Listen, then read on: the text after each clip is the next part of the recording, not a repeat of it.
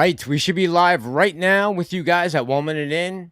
It is myself and Tony Denaro, Mediocre Trader in the house, and we are live with you guys at 7:30 p.m. Steven, good evening. Tony, good evening. How you guys How you doing? doing? I'm doing swell. Good, What good. a day.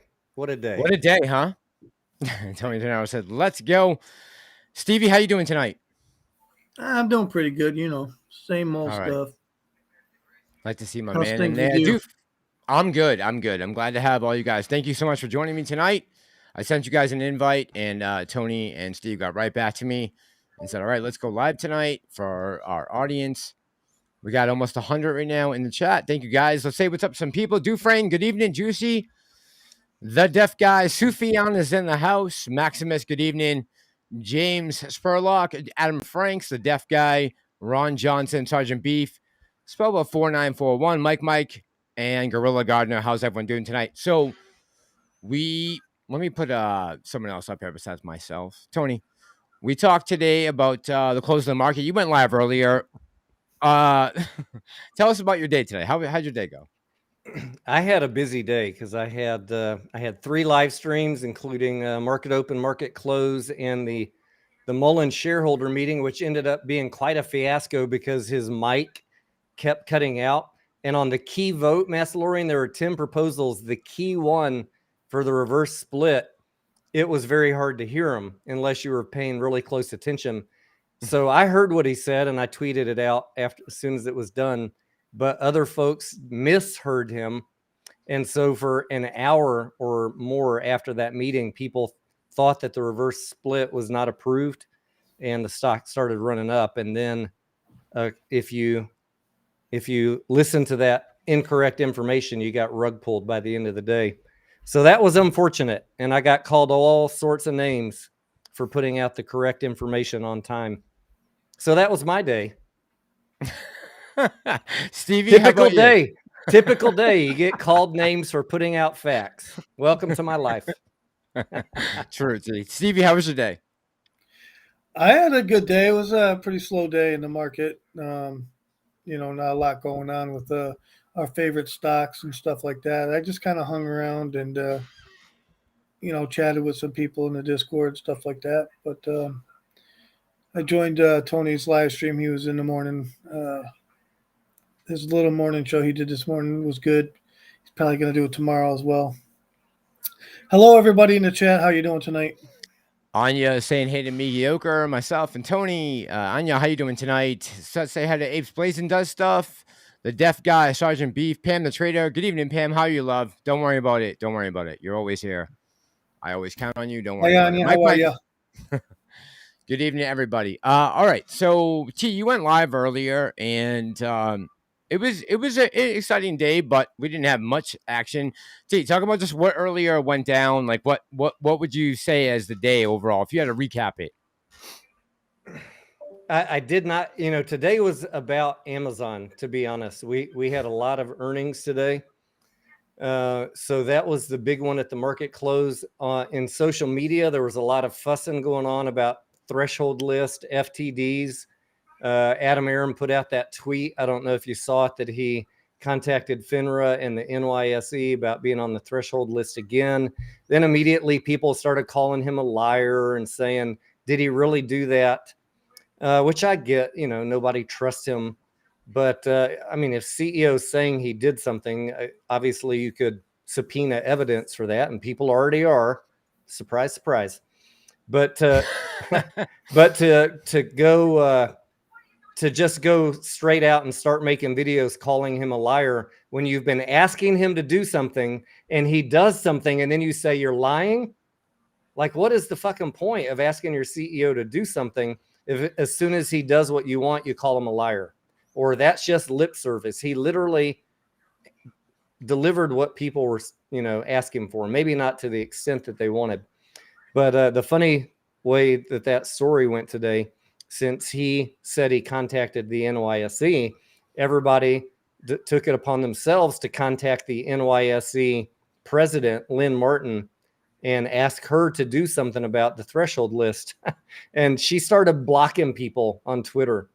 And so that was kind of humorous. And then, as you guys may or may not know, by the end of the day, NYSE put out a statement.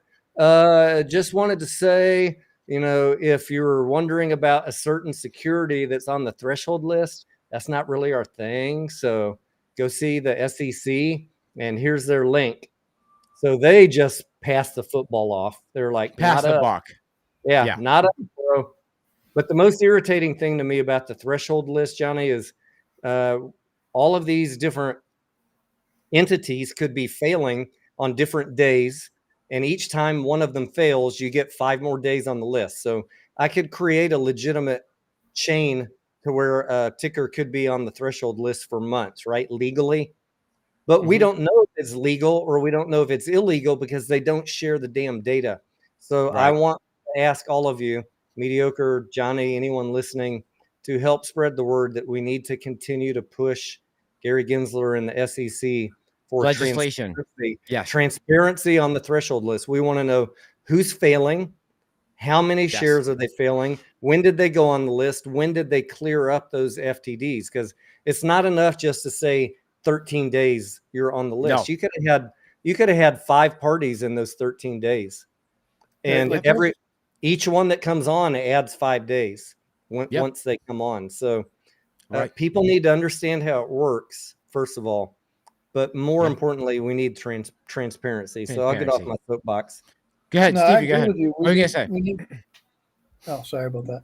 Yeah, we need some transparency. I agree. I mean, that's what we're all here for, right? We're fighting the market corruption, and then that's part of it, right? Like, why are we always so behind on the information that we get?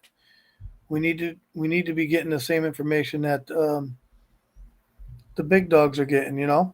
That's just only fair is fair, right? So I agree with Tony. We need to make a way that we can see who's on the threshold list for how long and what reasons, and how many shares they got, whatever it may be. We need the information in a timely manner, right? Like, a lot of this information we get it's already late, 2 weeks behind schedule. A lot of the thinner stuff, it's annoying. Very. Yeah, very. Steve, you said the best. It's annoying, right? It's annoying knowing all this is going on, and we're aware of it, right? We're taking account here. We're understanding what we're seeing. Everyone's aware of what's going on. This is a problem. All right, let's talk about and you guys know that we are all. Everyone here in this chat pretty much is an AMC shareholder. Let's get that out of the way, right? AMC closed the week, did okay for itself. Looking at the box office numbers from the month of July, and me and Tony talked about this a little bit yesterday in private. We discussed the numbers, and Tony said, just Mass, keep your your expectations realistic. And I said, yeah, you're right. Even though 3 billion is a great number for the month of July, which is the numbers we got back from the box office, which is great. T said, just keep in mind that we got the rest of the summer still. We got a whole nother month, and 4 billion is might be a high notch to try to get. And I saw Noisy Korax was talking earlier today about Adam Aaron and over leveraging himself back in 2019. Steve, you guys can fill in however you want. How do you guys feel about that? Do you feel like maybe before COVID was announced to the world, that Adam Aaron and ANC kind of over leveraged themselves right before the pandemic struck? I just want to know your opinions. Well, there's no doubt. I mean, he was buying up at least 3 competitors, if I recall correctly, and he borrowed a lot of money to do that, right? And I think they were trying to make a play to be the dominant player of the industry, and that's how the debt ballooned prior to 2019. It was several years, like 2017 to 2019. He was buying, trying to become the big gorilla on the block, and then maybe crush the competition. But right after he did that, then COVID hit. So imagine buying all these assets, fully levering up your balance sheet, and then you get wiped to zero on income. That was the worst possible scenario. Agreed. Steve, But what all of that was done before COVID, and then COVID was just like popping the balloon that he had built. He needed 5-6 years of growing revenue, and on top of that, we had the streaming thing. So yeah, Right. fortunate Yeah. sequence of events. Bad timing. Bad timing. Yeah. Yeah. Steve, Terrible timing. Yeah. It was not good. That put us way behind, and then COVID come along and just how are you going to pay your bills, man? Like he was already in debt. You know, I remember seeing him on part of the reason why I got into the play is because he was on CNBC talking about they were going to have to file bankruptcy in a week or something like that. And to be fair, most of the competitors were in the same situation. Most of the big ones, with the exception of Cinemark, went bankrupt, right? Yeah. So he wasn't the only one that had a highly levered balance sheet. Right. But Important. we have the worst because he was making a play to soak everybody up, everything he could, without getting in trouble with regulators for having a monopoly. He seemed like he was on the cusp of creating a monopoly almost for AMC at that point, right? Like, I mean, we're talking about a theater company that was holding 70% of the screens in the United States. I mean, that's pretty much a monopoly almost, right? He was. It seemed like his aims and intentions had the forethought to be great had COVID not come along, right? He was on the right path.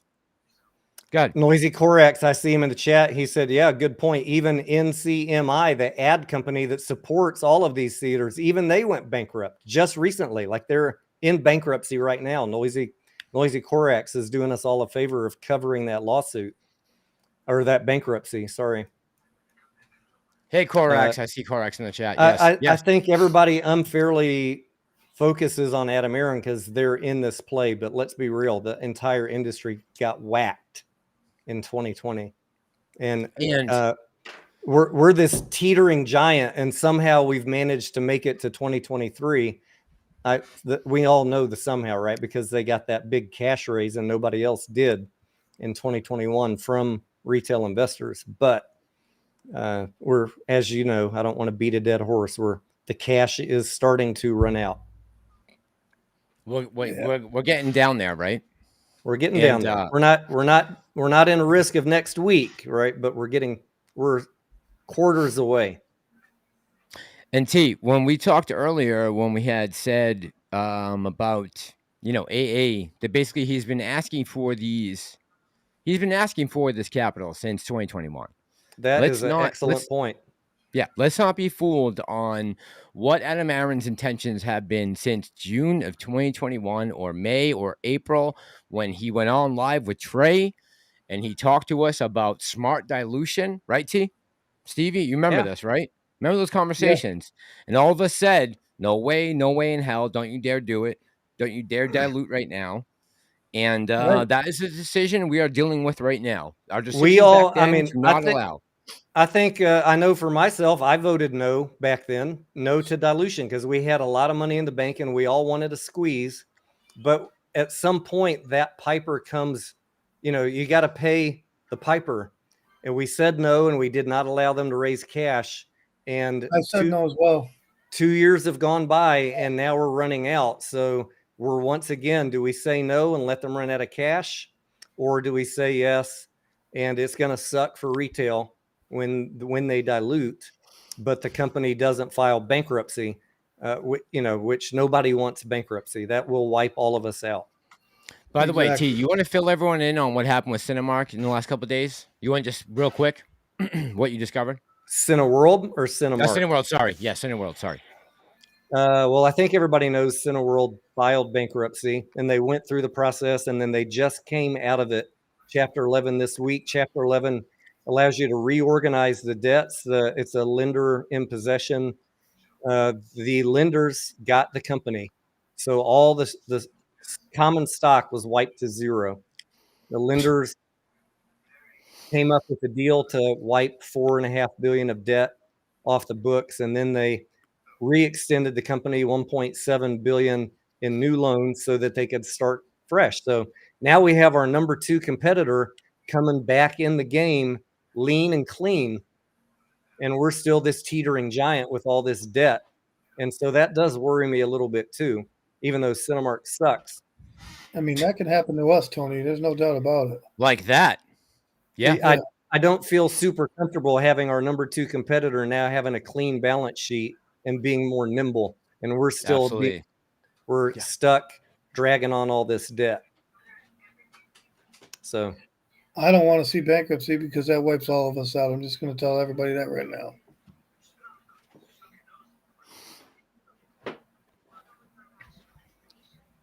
Sorry, guys. I'm going to crank up this light real quick.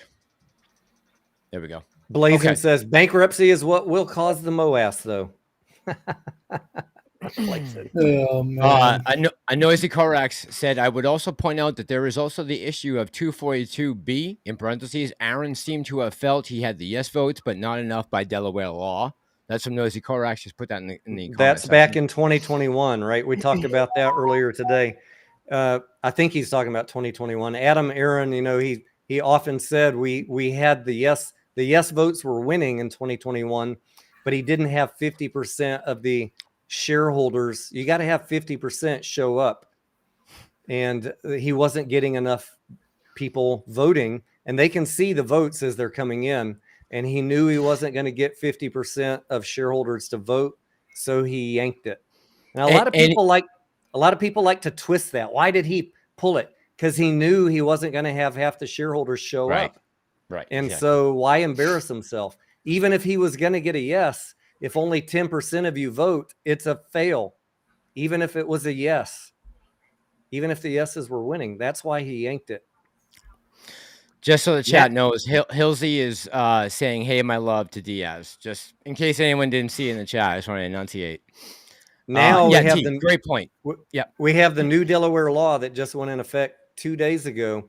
They don't need half the shareholders to show up anymore. So at any point, if this lawsuit falls apart or gets denied and the judge says on that March thing, I think that there's probably some way based on the new Delaware law that they could, and we got an annual shareholder meeting coming up, they could push out another vote to shareholders, and now he doesn't need half of us. He doesn't need a Antara deal. He just needs a majority of whoever shows up to vote that day. If 1,000 people show up to vote and 501 say yes to a reverse split, it's done. Good point. So that's a big change, and that doesn't just affect AMC. That affects all your plays, everything you're in, if it's a Delaware corporation. For sure. Diana says, if I were AMC, I would just pay Allegheny $10 million for their time, drop it, then just revote under the new law. Get this done by October 15th, should Q3 solid earnings. Diana, I don't know how Q3 solid earnings are going to be, but I think Q2 are going to be better than Q3. T, can we agree upon that, at least as of we're looking at it right now? And Steve, you can step in at any moment, Mediocre. Do you agree that I think Q2 is going to be a little better than Q3, or are we off on that? I took a peek at my model in the afternoon live stream. And as we know, Barbenheimer just blew our socks off, right? It brought in way more than I was anticipating. And Sounds of Freedom, T. 140 million. It's brought in more than Mission Impossible Sound of Freedom. Right. So I'm loving all of that. And July was way better than I was forecasting Q3 at 1.9 billion, which we already did $1 billion in July. So I think there's a chance we could get 2 to 2.4 billion now for Q3, which would be close, which would be only a minimal loss to break even. But I'll know more. I'll know more if that number is correct once I see how good my model was for Q2, which is predicting a positive quarter. So I might need to adjust it. We'll see. But overall, I would say we are pretty much exceeding expectations at this point for the summer. If we're talking about a $4 billion summer, I don't think anyone else had that expectation in the beginning, knowing everything we know now. And if you don't let me mind, can I just play a quick clip for you guys of something I pulled up earlier? Yeah. Which I thought was crazy, but it's important. All right, hold on. Let's go. Because this is something I noticed while I was coming across country. Do I have it uploaded here? No, I'll have to upload it. Hold on. ahead and keep talking. I'll upload it to my video. Go ahead, you guys. Yes. Sound of Freedom came out about 9 days before Mission Impossible, so it has a 9-day head start, but so far it's brought in more domestic box office than Mission Impossible, if you can believe that. And people are complaining that it was suppressed, which is, another one of those conspiracy theory bullshit. And I'm gonna separate that from the real conspiracies, because there are conspiracy theories out there that have come very true in the past, but this is the one that I see being a little different than everything else, because at least Adam Aaron had the guts to take on Angel Studios and their promotion of this movie, where Disney had it for 5 years, and Warner Brothers or 20th Century Fox, whoever it was, who decided to shelf it for 5 years. I'll give all the credit in the world to Angel and AMC for finally letting it out to the public and raising the awareness that there is more slavery going on right now in the world than at the height of the Atlantic slave trade. We do know that there are some crazy people out there, though, and there might be some crazy employees at certain locations of all movie theaters that don't want that movie shown, that could be turning off AC units, right? But the company itself, the CEO, they got accolades from Angel Studios. They did. They did. From the producer, from the production house, from the director, everybody gave AMC and Adam Aaron many accolades for taking this on, even knowing that a major production house like Disney refused to go through with it for 5 to 7 years, however long it was on the shelf, right? Bottom line, gotta give them a little credit for that. Yep. Yeah, I haven't seen it yet, but I'm interested in seeing it. I don't like watching stuff like that. You know what I mean? It's not that it will turn your stomach, Steve. It will turn your stomach. The problem I have. Yeah. That's why I don't want to see it, to be honest. But not that I don't want to support it. Like, I'll buy a ticket, but I don't know if I can watch that shit. Because it truly is a problem worldwide, but here in the United States as well. And Stevie, the saddest thing is we're the biggest consumer of child pornography in the world, which to me was the most eye-opening statistic when you look at it from an American's perspective. We're supposed to be here as the West, the high and mighty. We are. How does that happen in this country? Like, how does that happen with the laws that we have? It's crazy. It is, but it's happening. I mean, look at the border policy, which has allowed 40,000 children to go missing from the border with no way to relocate them or find out where they are since 2020. It's a major problem, and I'm glad that there was attention brought to it, and I'm glad it was done through the movie theaters, because really the movie theaters are a great platform to announce some type of dehumanization that's going on the planet, whatever you want to bring to the forefront. The movie theater is a great place to announce that, right? Besides the mainstream media. And the fact that the mainstream media wouldn't take it up, and the fact that they denounced the film after its release, tells me everything I need to know about the mainstream media. And that's fine. They can stay with those facts, and they can stay with those things as long as they like. All I know is most people out there who saw that would say, this is wrong and we need to do something about it. And the more money that this country puts into protecting children over anything else, then I'm all for it, right? Put every single dollar you can into this industry of protecting children, because they are the future of this country, basically. That's it. Without them, there is no USA, there is no UNI, there is no stock market, there's nothing. If we don't have a future for the children, you can forget about anything else changing. Mm-hmm. Let me hit a couple questions here real quick. Sparky says, what about the YouTubers who put out videos saying a young Goldman analyst was murdered by hedgies? There was a guy, I think he was in New York, that was found floating in the water. And look, when the Goldman 175 target came out, I spent the better part of a day and into the next day in my free time trying to find. Normally when an analyst puts out a price target, you can find a press release. There was no press release. There was no analyst that I could find covering AMC from Goldman in the past couple of years anyways. And there was also no evidence that young gentleman, rest in peace, put out that price target. And it is disappointing to me, as always, that these clickbaiters covering AMC and any stock will stop at nothing for views, lying to their audience, and provide zero evidence. And I wish people would be better.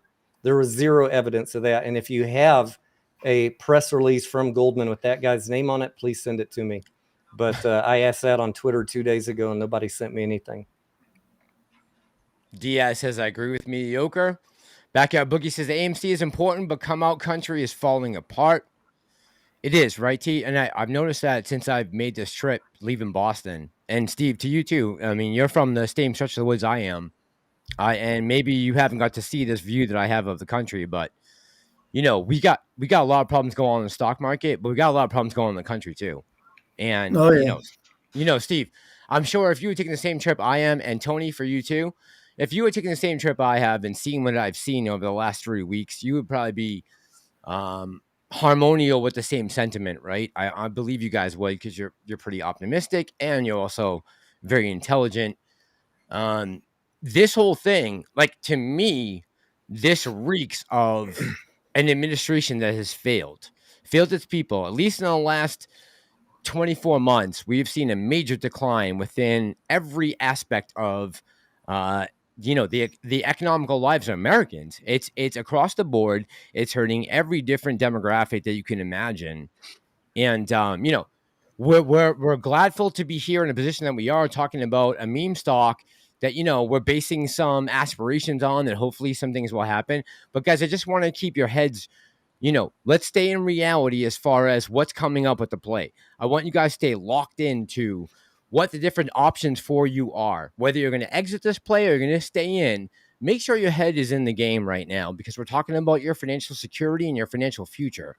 I think we're going to talk more about that and take some of your questions in this live stream. But I saw someone asking earlier about the debt to equity ratio and the income of AMC relative to the cost. Guys, if you've been watching our channels for the last 4, 5, 6 months, Massalorian, we've been the only ones providing that information, and it's not great news. And I wish all the fucking clickbaiters, I wish you'd go ask them that question.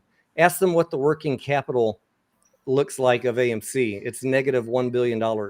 Ask them what the debt to equity ratio is. It's negative.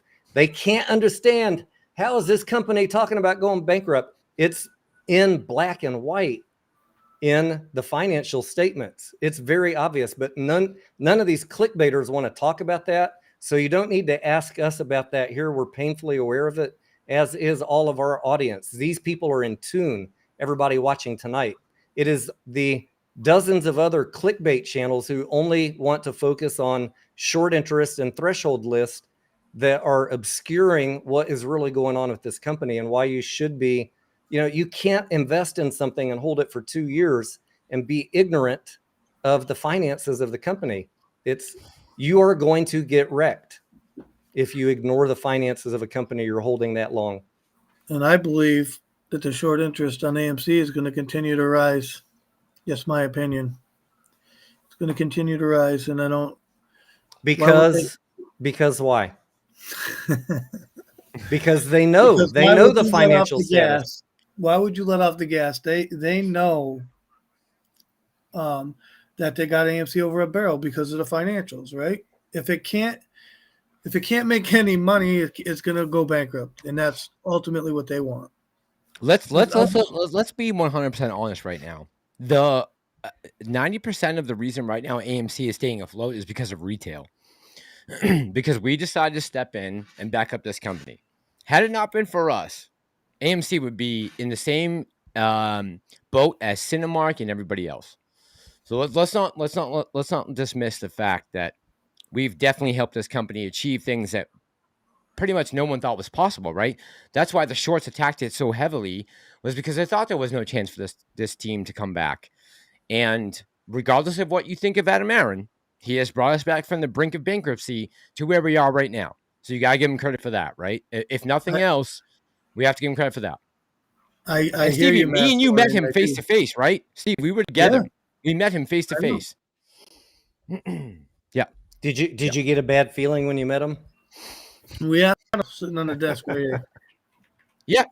He was very generous. I feel like Steve, he was very generous with your time. And Steve, if you agree with me, when I went up to approach him, it was the last person that spoke to him, correct? The last person in line. So I said, hey, Mr. Aaron, I know you're probably exhausted. Just do me a favor. You don't need to talk tonight, but could I sometimes call and talk to you on the road, talk about a few things? I try to play it as respectable as I could with the CEO of a major corporation like that with a $2 billion float on his insurance. So okay. But yeah, I mean, and Steve, I think we were very respectable, and he answered Steve's questions. Steve asked him very poignant questions I thought were important, right? And he did, Steve, right? So I don't know, Stevie, what did you get from it? Because my interaction with him was so short and brief. I was kind of thinking about what I was going to say instead of paying attention to what you were doing. How would you categorize Well, your interaction with AA? well, hindsight's 2020. Knowing what I know right now, I understand what he was there for, there to do. You know what I mean? And it's different from what I thought when we went there. That's a big part of it, right? Like, and then when I relook at the questions that I asked him, I understand his answers more, right? To be fair, I'll say, like, I asked about dividends, right? Like, how is he going to give us dividends? There's no chance of a dividend. You know what I mean? Maybe Not if we're not making a profit. exactly. So maybe 2025 if we're lucky, 2024, depending on, you got the writer strike and all that. So I don't know. It's interesting.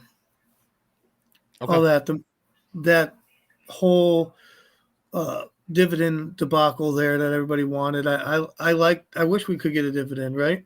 But that's not going to happen because we don't have them. We don't have money. We're losing money every quarter. But not this quarter. We had a great quarter. I'll be honest. We had a good quarter, but we're losing money every quarter. And if you at the end of the year, if you didn't make a profit and you're running in the black, where's that money coming from? It's the money from the last time we were diluted, the 200 billion. That's where it's at. So we're spending that money to stay afloat. How long can we do that for? That's the question. How long is that sustainable? Yeah. Right. Exactly. Right. Yep. Lorne says if Zern approves the settlement and there is an immediate appeal, can AMC proceed or do we have to wait another 6 months for this bullshit? Can anybody answer that as a testimonial for a legal advisor? Is it possible we could possibly be in this until December of 2023? I think it depends on how fast he can put through the conversion after she makes her opinion. Do you guys feel as though, let me ask you this, because I've heard a lot of people talk about this, the CBDC, this whole controversy about that. Do you feel like that has any bearing on AMC at all? At all? Anywhere? In this equation? Well, I don't. I know you don't. Steve, what do you think? I should have said, besides Tony.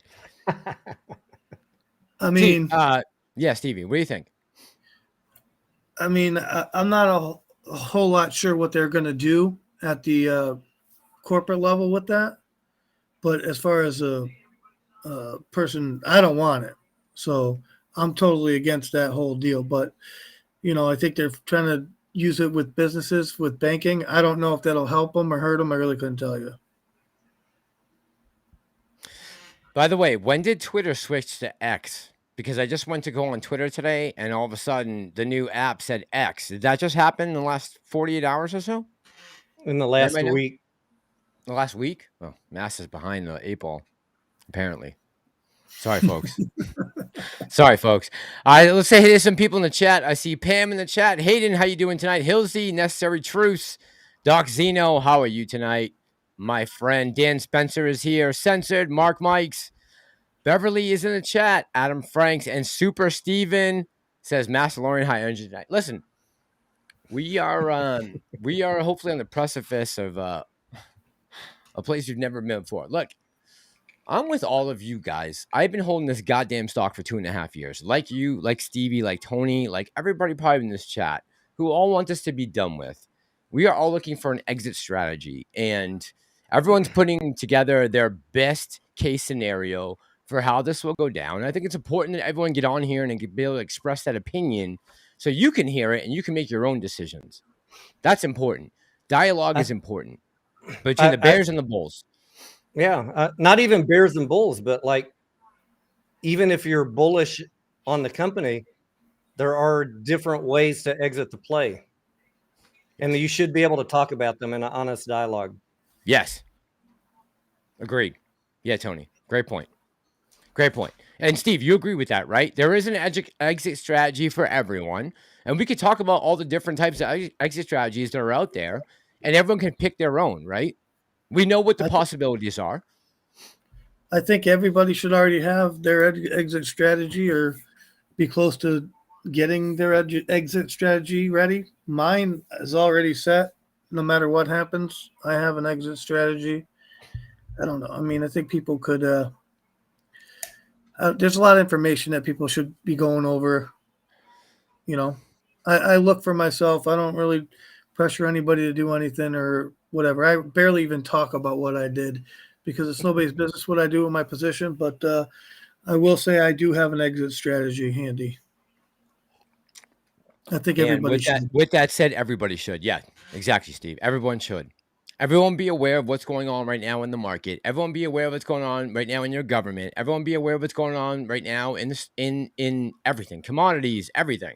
Be aware of what's going on. Know your surroundings. Be ready for it. Yuka, thank you, man. Love you. Yuka's in the house. Daniel says, I think Adam fumbled. Daniel, how do you think that? You want to elaborate on that? Philip says, good evening, everyone. I think only the parties to the transaction can appeal. If they agree, there will be no appeal. Is that true, T? Do you know? Say that again. Steve? Philip said, good evening, everyone. I think only the parties to the transaction can appeal. If they agree, there will be no appeal. That's correct, right? Yeah, if but they agree on a settlement. Said she's going to appeal. Okay. Yeah, there's going to be people who appeal the people who don't want it to see it go forward. Doc agrees with me. Doc Zeno says CBDC has no bearing on AMC. Stevie or T, you can elaborate on this. Do you think that anyone out there saying that they're going to use CBDC to pay us is remotely possible? That's how they would use CBDC. You'd have to agree to use terms, the CBDC. Right? They can't just they just can't come out and create CBDC and force. They'd have to force all of the United States to use it, I believe. But what do I know? You know what I mean? We're just dumb traders. We're just dumb retail traders. Look, we're bucking the system just like everybody else here, right? We're all bucking the system. Me, Tony, Stevie, we are all doing our best to make this fair for the retail investor because we're all retail investors. Every one of us in the chat right now probably holds AMC and GME, if not at least AMC and APE. We're all trying to do what's best for everyone else, but there are going to be complications that come up in between, and we're dealing with them as they come along. And the best we can do is speculate with a little bit of optimism. And if you can't handle that, there's other channels to go through. There's other people that are be out there giving you good news, but we're going to bring you the facts, like Stevie is doing with his silver. Masks. What are you doing? This is just a regular old quarter. Just physical Cash? currency. Yeah, exactly. Okay. Just a quarter that's sitting on my desk. Makes sense. Maggie, good evening. Dr. McLovin, how you doing tonight? Z-Wade Photo says, what's up, everybody? Thought I'd pop in and say hi to handsome bastards on this panel. No FOMO. Love you, man. Paul, good evening. How you doing tonight? Beta, Jennifer Moffat, Diana Guest is in the house. Diana says, my exit strategy is when I make a shit ton of money, LFG. All right. Hey, listen, we all want to make a shit ton of money. I don't think there's any denying that. That's what we all got in this play for. Now, when is that going to happen? That's a whole different story. We can talk about that another night. All right, getting back to this video. Can I put this up real quick now that it's uploaded to us? I just want to show you guys what happened the other night. Hang on 1 second. Because this just in my mind is just unacceptable. Okay, hold on. Here we go. Barbara Fisher worried about her husband every time he left for work at the Showplace Icon Theater in the South Loop. But he loved the job, and whenever they called him, whatever shift it was, he just went. Recently, she says his work became more and more dangerous. Fisher was beaten back in February for enforcing the theater's new rules. No guests under the age of 17 can enter without a parent or guardian after 6 p.m. It's a rule a staff member tells CBS 2 began after they saw an increase in disruptive young adults at that location. I said, this is what you need to do. Go to work and just leave the teenagers alone. He said, but I can't do that because like I'm getting paid and not doing my job. So it costed him his life. Saturday, police sources say a group of teens visited the theater. 72-year-old Fisher was again doing his job. He tried to escort them away. He suffered some sort of medical episode and was taken to the hospital where he later died. The medical examiner has not released the official cause of his death. So it's devastating. Staff at the theater was not able to speak to us on camera. We've contacted their corporate office for a response to this. We've also reached out to Chicago police to see if there's been any arrests or movement in either of these attacks. There has not been. In the newsroom, Sabrina Franza, CBS 2 News. Sabrina, thank you. Unbelievable.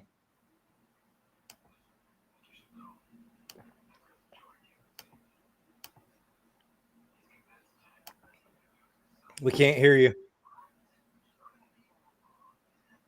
I said I don't want you guys to think this is an isolated incident. It's been happening for months, if not years now. This has been going on. This is going to continue. As long as these woke DAs are in these cities and are not prosecuting for these crimes, this will continue, and this will have an effect on the box office. Make no mistake about it going forward. So when you think about 2024, when you think about 2025, understand the things we're seeing happening right now will continue and will escalate as time goes on and prosecution continues to not want to prosecute. Understand that when you're investing in a stock. That's all. Sorry. But that's reality. Somebody talk. Oh, I'm here. I'm All right, Stevie, in you the go. back taking care of some stuff.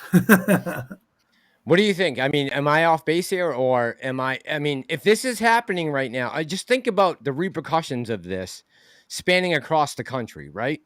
This happens in one theater, it progresses, and look, we've already seen theaters shut down because there is not enough foot traffic because of these hoodlums and the mob mentality of some of these big inner cities. This has to be a serious concern for retail investors of AMC, no matter how you slice it. Hate to say it, but it is. I was talking with some viewers in the UK, and they were complaining about people being uncivil, being on their phone, being noisy. And he, if I, any of us in the chat experience that. In my local area, I don't, but I think it is city specific. City specific to? Yeah. Like if you're in a certain city, I think I mentioned him like Detroit, Chicago, New York, you might have a rougher crowd in the theaters. We've all seen the fights, right? The fight videos in theaters. People fighting, adults fighting in a kids movie. Yeah, at Little Mermaid. Yeah. Yeah. I saw that. Yeah. Crazy.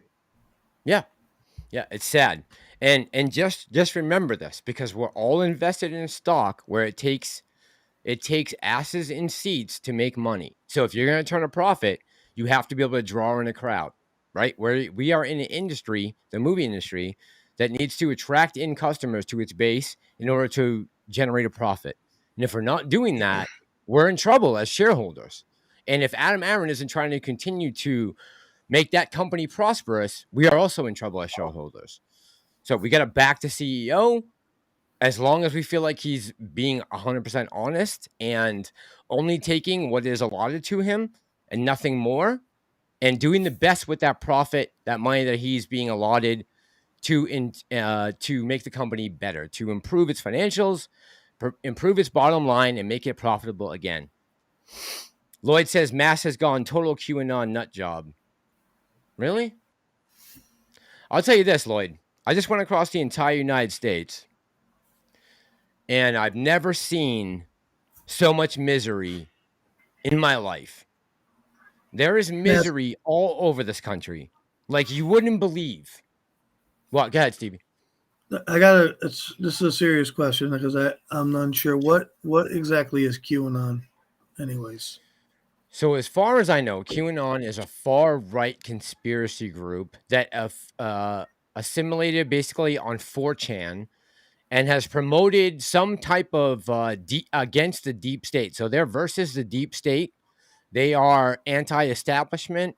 They are like the top conspiracy nuts theorists out there, as far as I'm aware of. I can't really give them another title than that. But from what I've ascertained from learning about them over the last 3 or 4 years, they seem to be a conspiracy group that sometimes gets things right and sometimes gets things wrong. For example, they yelled and screamed in the halls of Congress back in 2020 that Marjorie Taylor Greene was a nut job for saying there were space lasers coming from Israel. But now we find out there are space lasers. They're coming from DARPA, and they're used to animate 3D objects in the night sky. So as much as people want to sit there and say it's conspiracy, and she's a nut and she's everything, some of these things are true. They're happening. Whether or not they elaborate on the facts is a different story, but some of these things are happening. We just might be not correct on exactly defining what we are seeing, in my opinion. Nunn says, you guys drinking? Just a little bit, Nunn. You guys drinking? T, you drinking, Stevie? I'm drinking water. All right. Finally, for once, Tony's trading water and Steve are trading water for whiskey with Johnny. This has got to be a first. I'm still on my fat cutting phase. Okay. Anya says she is a nut. I thought so too, Anya, right? When they started talking about space lasers and all this, and then come to find out, oh, they are using space lasers? Okay, weird. I mean, look, if you had told me back in 2020 that Bill Gates was holding $500 million in options for Pfizer and was coming out telling everyone they need to take the jab, I would have said, oh, that's crazy. There's no way that's possible. But guess what? That happened. He made $500 million off of Pfizer. So on options calls. So as much as you don't want to hear it, it does happen from time to time. From time to time. BSKA says it started on 4chan where everyone is an anon, meaning anonymous. Hold on. Q is the question because it's a message board where people would ask questions and get answers. There you go, Stevie. That's the best. That's a good definition for you, right? Anon was the anonymous part of it. Q for the questionable part of it because it's a message board. That makes sense, I guess. Daniel says we'll never win. Daniel, why are you so pessimistic, man? You don't think that this community is strong? I do. Look how many people in the chat right now. We have almost 350 people live at midnight on East Coast time. I think this movement is very powerful. I don't agree with you on that. We'll never win. I think we're the biggest pushers of fundamentals and no nonsense that you can find in this sphere. Mass has a red laser behind this chair, says Andrew Morgan. Do I? I have a red laser? You've got red something. Let me make sure. Oh, that's a what is that? Hold on. It's a like a salt rock. It's supposed to be like for good vibes or something. I don't know. Don't ask.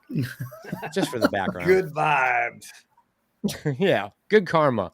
Look, I've gotten a lot of good karma on this trip. I'm not gonna lie. There are certain times I've been in positions I thought I'd never get out of, and man, I just cruised on through. I don't know who was on my shoulder, but somebody was there watching me this whole time. Somebody watching my back. So thank you, God. Whoever that was. Let's see. Q and Anya says Q comes from the guy who started all. Anya, how you doing tonight? Anya says Q comes from the guy who started the whole QAnon. It refers to his security clearance. Oh, I didn't know that. Is that what that's what Q comes from? His security clearance? I got no idea, man.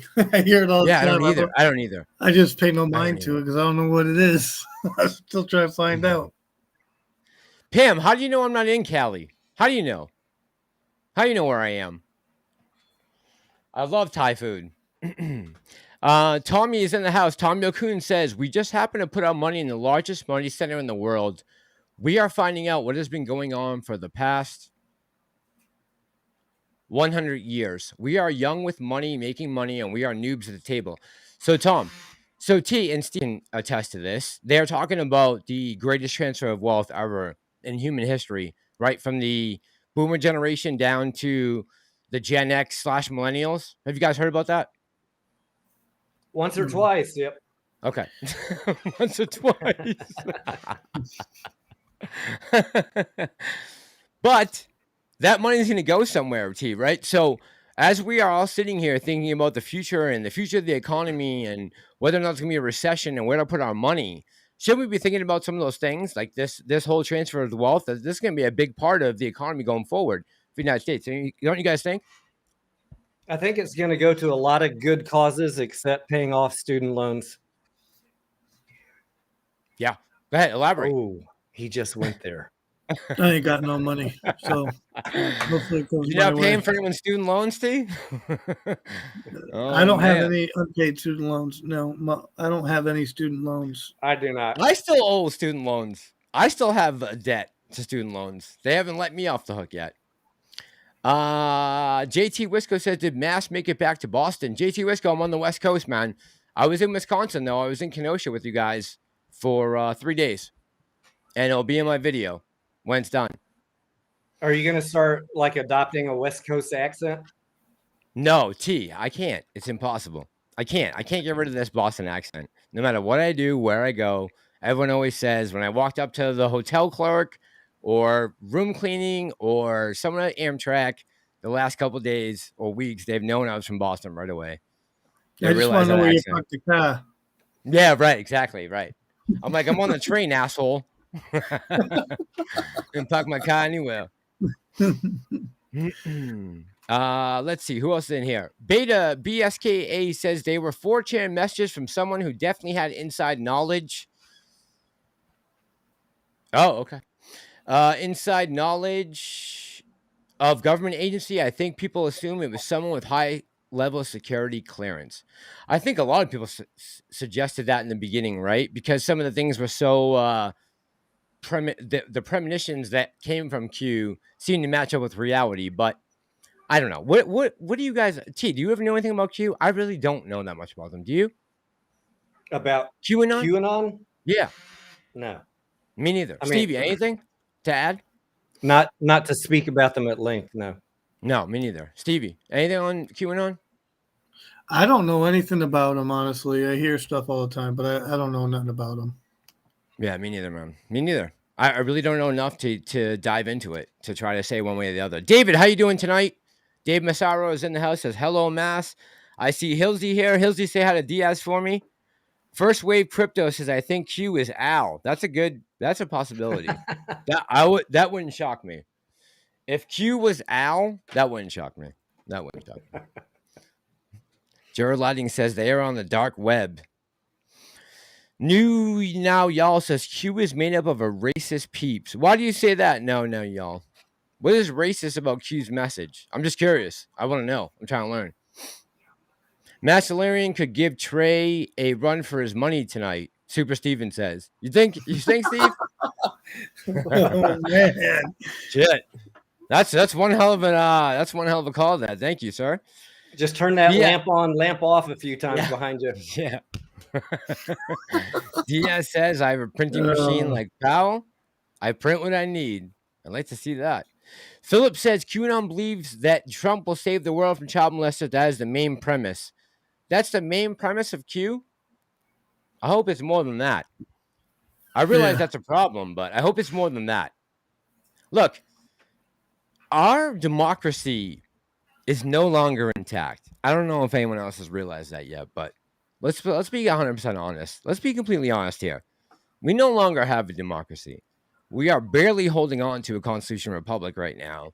And the fact that retail traders have no influence over the stock market is a problem with the Bill of Rights. Because we're not being allowed our basic freedoms as Americans if we can't trade on supply versus demand. Right? That's what the market is based off. If you look back to the 1600s and go all the way back to the Netherlands when they were doing the trades of the tulips, the supply and demand was the way that they were able to figure out price action. And unless we get back to that basic and fundamentals, look, it's fine to throw meme stocks in there, right?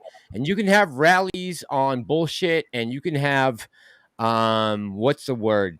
Not real, like I can't think of the word right now, but you can have price action that's not based off anything fundamental that can be moved by sentiment. I get that, right? I totally understand that. But we need to start talking more about fundamentals. As time goes on, when it comes to stocks, and we're talking about reality, you need to look at the fundamentals and the bottom line of companies when you are investing. No bullshit.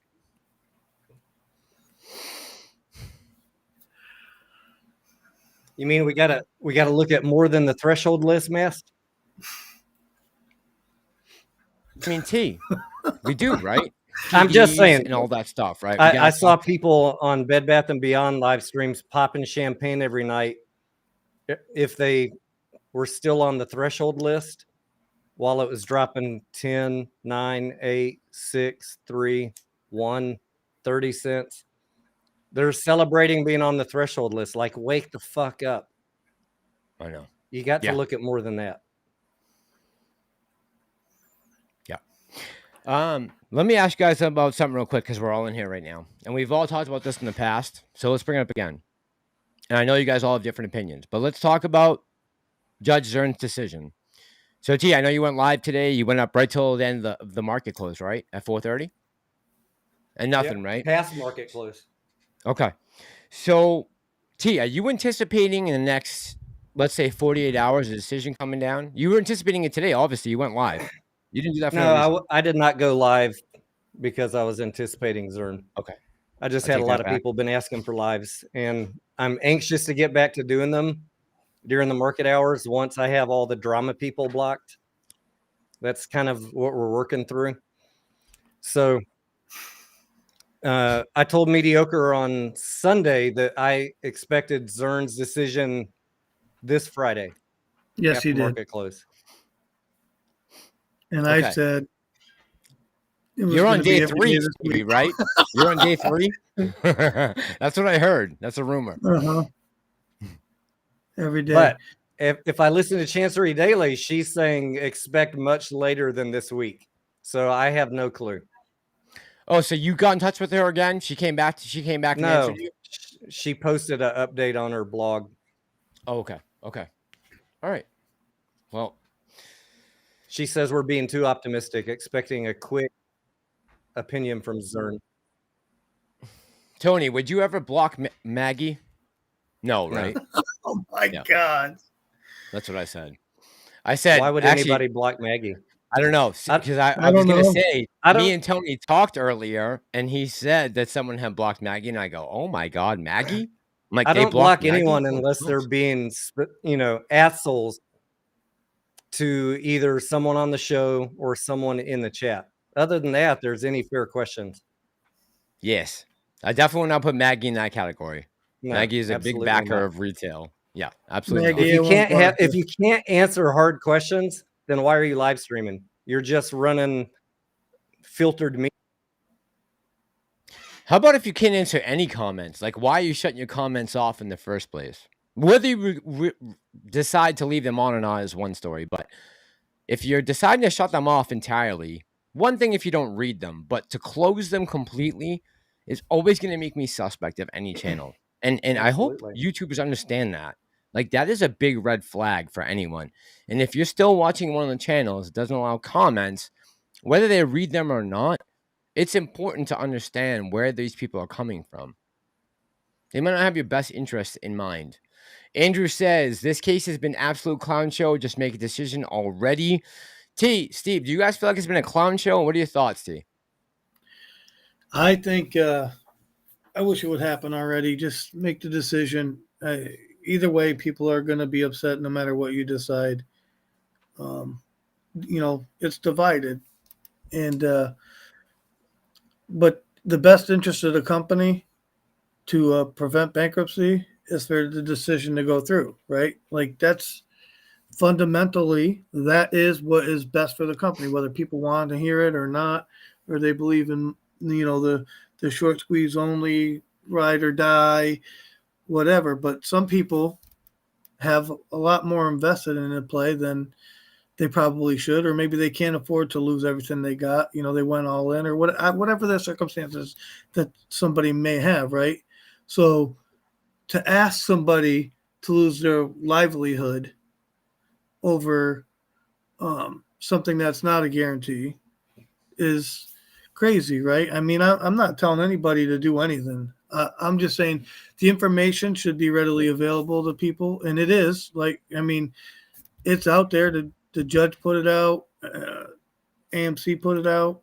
I don't know what to tell people, right? Like, information is there. People should research and do their own due diligence and protect your position at all costs, regardless of what you decide to do with your money is your business, period. End of story. And nobody should have any say in what you choose to do with your money. And that's 100%. That's it. Yeah. I'm going to say something that I said at my market close live stream. The company needs to raise money. They've been telling us since 2021 that they want to raise money. They are going to get their way eventually. And that is why, like Mass, you and me have been telling people what we think is going to happen so that you can make the appropriate decisions for your portfolio. Now, if you want to think that they're not ever going to raise money, then I guess you're banking on bankruptcy, and you're free to do that. I have no problem with anyone that wants to do that. But for my audience, I got to tell them what I think is likely to happen. So people have had months to plan for it if you're listening to the right people.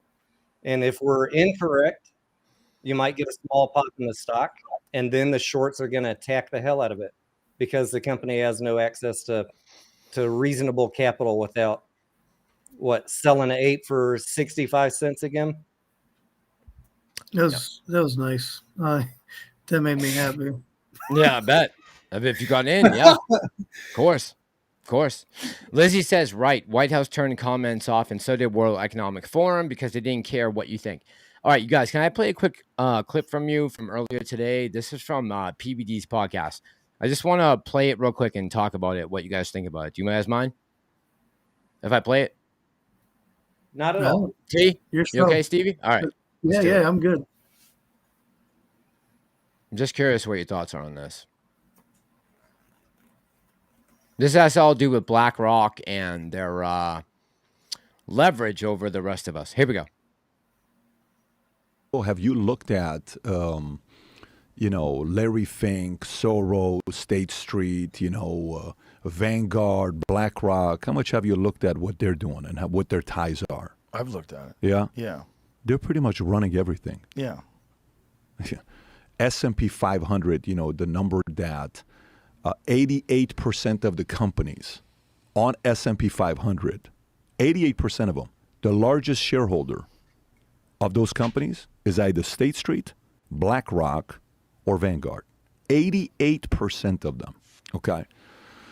And then you see their influence in defense contracts, okay? So we went through it the other. I'm like, let me see if these guys, this ESG, Larry Fink, Vanguard, State Street, if they have any influence on military contract, defense contracts.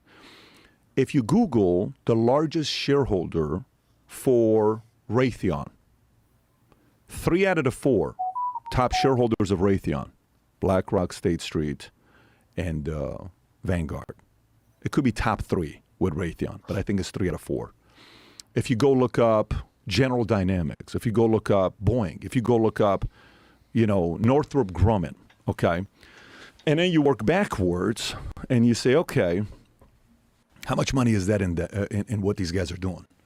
You'll find the amount of money we spend in our military, $744 billion on how much we're making from defense. But you'll see some numbers saying last year it's 13% of our GDP, which is around $850 billion.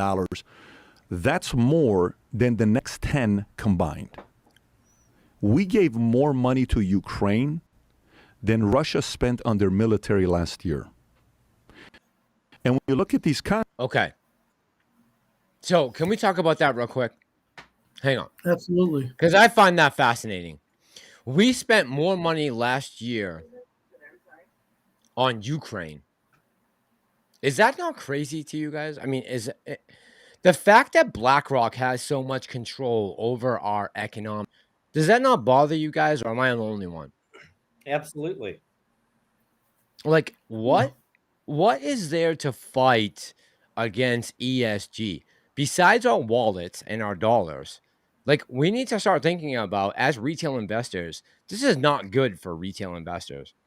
I mean, if a ESG big hedge like that, like someone like BlackRock decides they want to shut AMC out because they don't want to play by the rules, that could put AMC in enormous amount of jeopardy, right? As far as being able to borrow money down the line, who knows? But the fact that they are letting this ride on financial investments and whether or not to loan you money is a major problem in my my eyes. I don't know about you guys. Do you guys tell me what you think? That's a big problem. I think BlackRock, Vanguard, they're all an issue, right? They pretty much own the world, bud.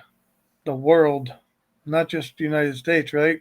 And we got Americans. I'm only talking about here in America, but it's a worldwide issue if you really look at it. But here in America, I mean, you got people who don't even understand or know anything about it. It's crazy to me. You have no idea. You have no idea how many migrants I saw coming across this country. I mean, every major transportation depot hub in this country was loaded with migrants. I didn't think it would be that big of a deal. I'm like, oh, you bring in 7 million people to a population of 330 million, you're not going to notice the difference. Like, you probably won't even notice it. But you do. When you go to the inner cities, and I know Stevie's in Western Mass. I know exactly where Stevie is. I know where T is. T's down in southern Texas, and I'm sure it's very bad there. But what I saw was a mass migration of immigrants to the Northeast, to the Midwest. They are all up here now. Like, whatever happened with that whole busing thing, that went down. They're definitely doing that. And make no mistake about it, they're coming to your community. If you live in the Northeast or the Midwest, and this border situation continues as it is, there will be no reprieve for you. It is coming.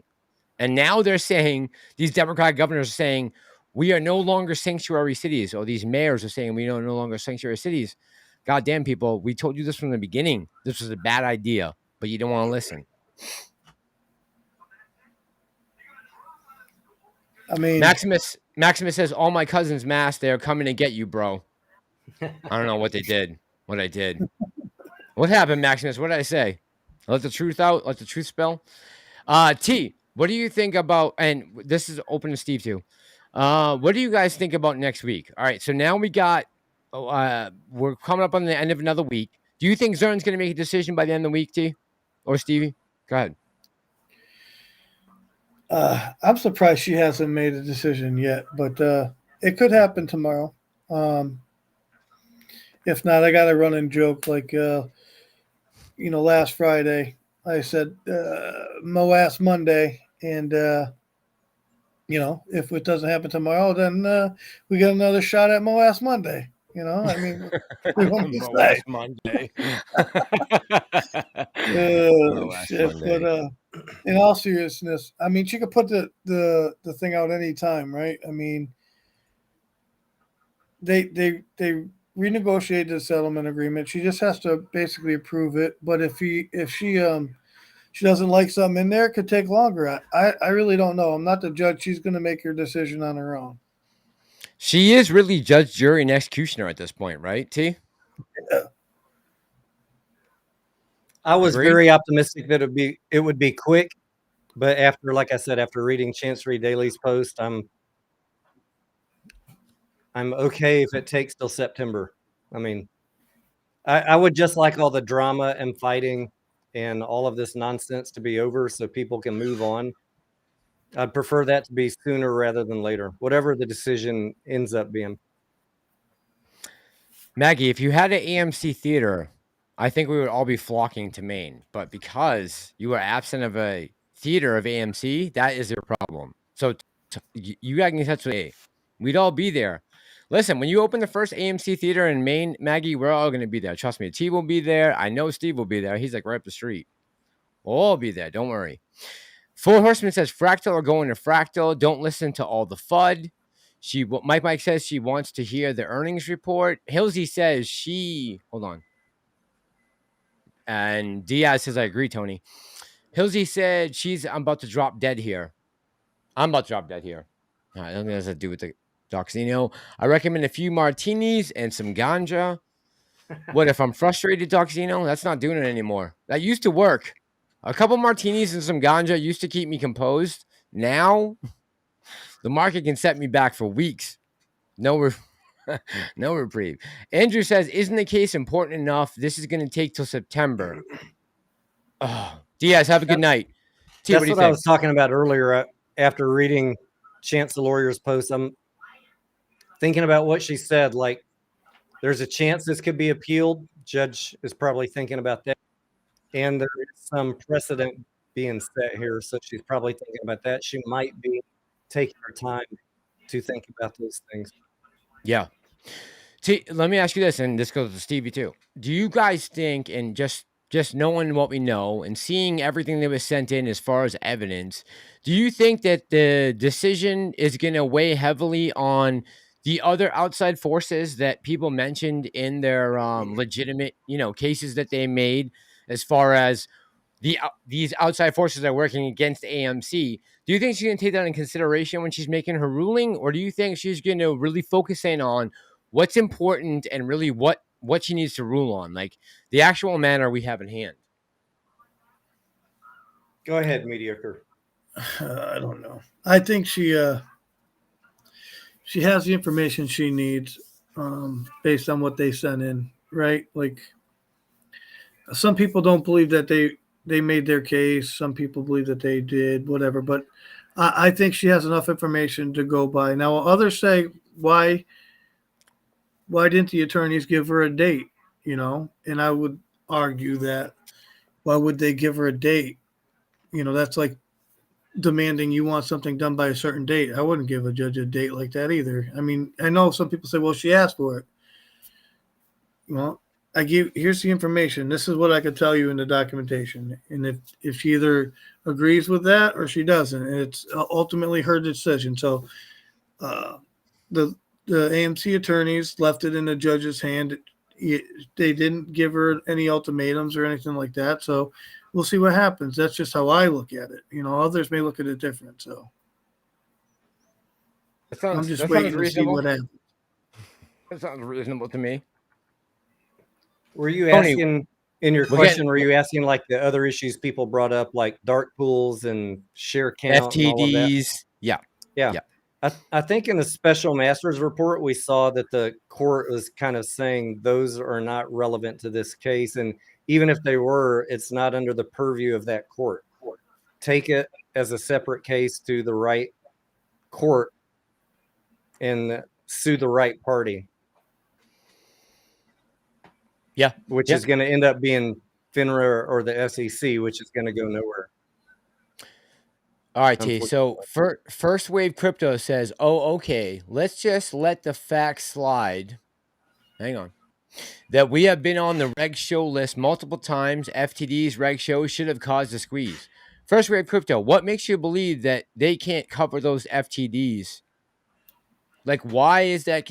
Because of those FTDs, necessarily we should have had a squeeze. They have the right to cover those FTDs, correct, T?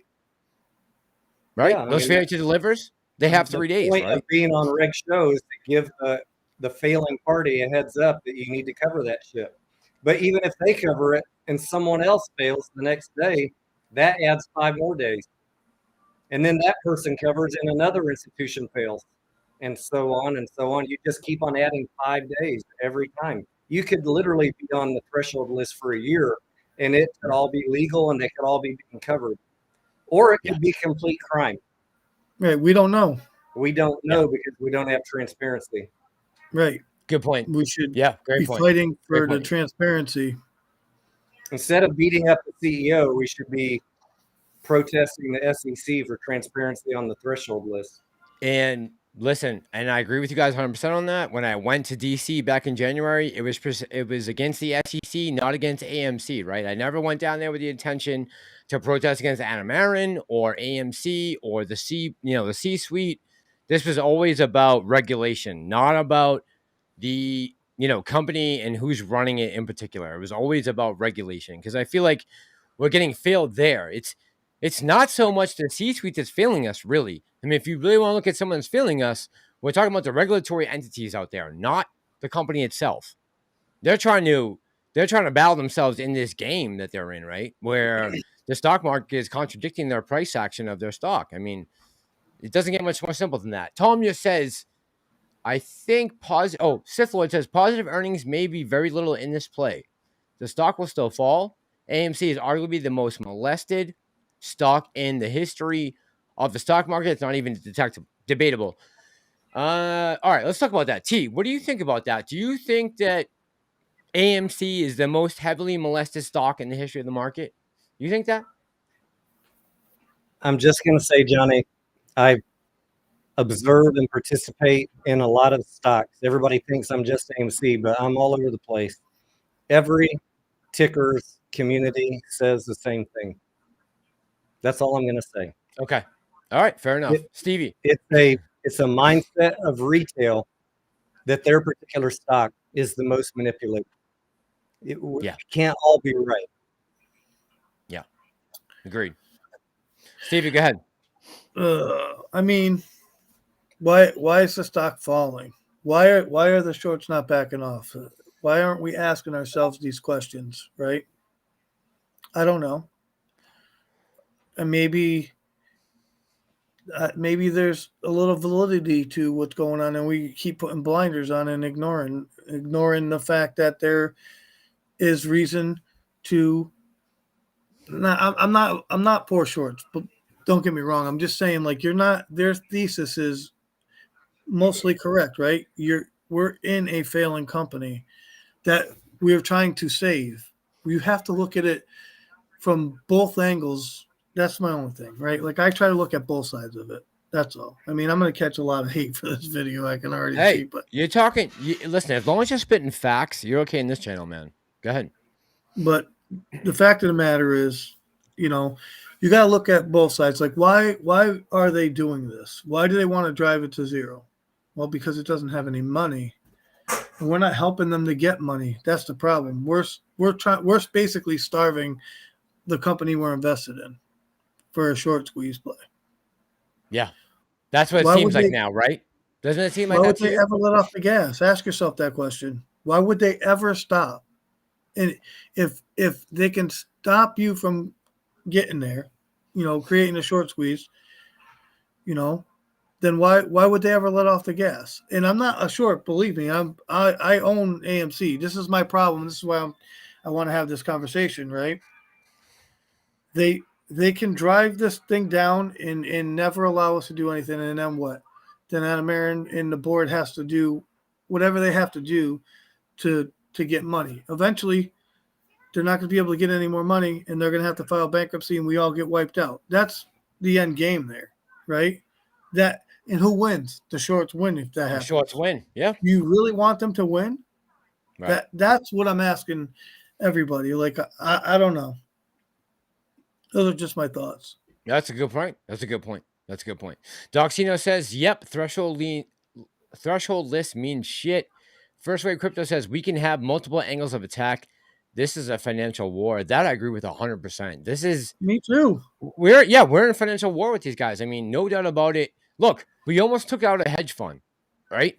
Back in January 2021, we almost took down Melvin Capital on our own with no... no one saw that coming. We came out of nowhere and caught them with their pants down, and we almost wiped them out. If it wasn't for Citadel stepping in and bailing them out, we would have wiped out Melvin, right? Correct? Are we not? We're on the same page with that, right? We know what we're capable of. I got another question for the community, right? We're in a war, a financial war. We just determined that, right?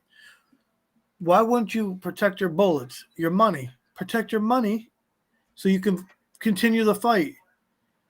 That's all I'm saying. I don't know. What do I know? Go ahead. Elaborate. You can elaborate on that. Go ahead. I got to be careful what I exactly say, but my point that I'm trying to make financial advice, is, whatever you do. If you go to zero and you have no money, you're going to buy back in. What's the point? Why let it go to zero? Is my point. Yeah, we should save the company and continue to fight another day. Right? This isn't the only ticker on the whole market. The market doesn't revolve around AMC. There's other tickers out there that go through the same shit we're going through now. It's market-wide corruption. So let's actually do something meaningful. That's all I'm trying to say. All right, let me pull this up real quick because this came from yesterday. This was on Adam Aaron's Twitter, or X, I guess they call it now. Welcome to the club. Hang on. I'm going to put it up. So he said, hang on. Adam Aaron on Twitter. All right, here we go. Adam Aaron says, made sense by the high number of fail to delivers AMC shares, and that AMC again has been on the threshold list for multiple weeks. We repeatedly have gone to the New York Stock Exchange and FINRA and did so again in July to put and keep this entire situation on their radar. And then he lists all these FTDs came from AMC to the moon, looks like.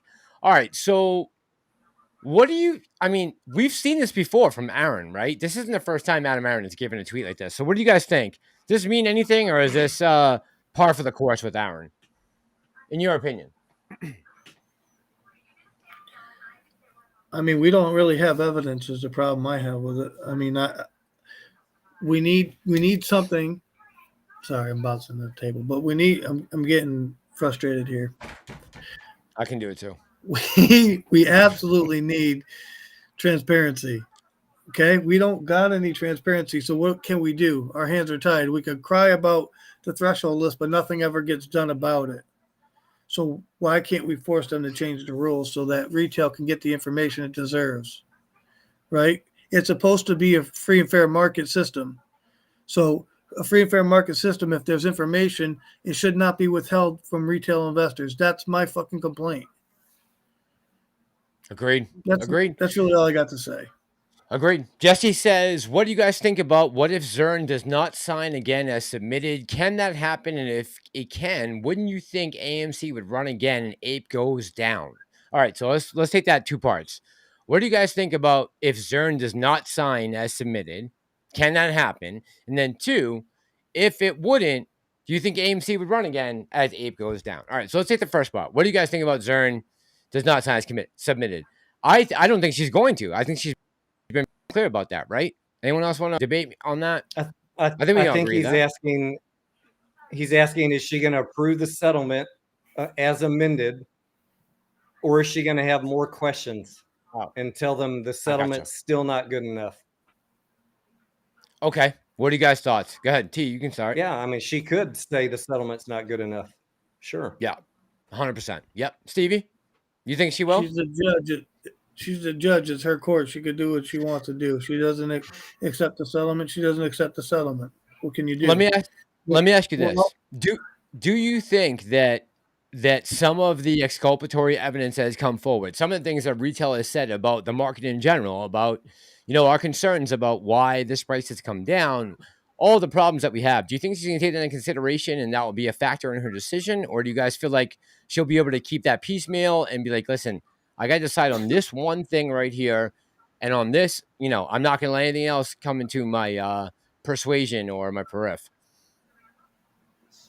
She already dismissed all their stuff. All right. We agree on that then. Okay.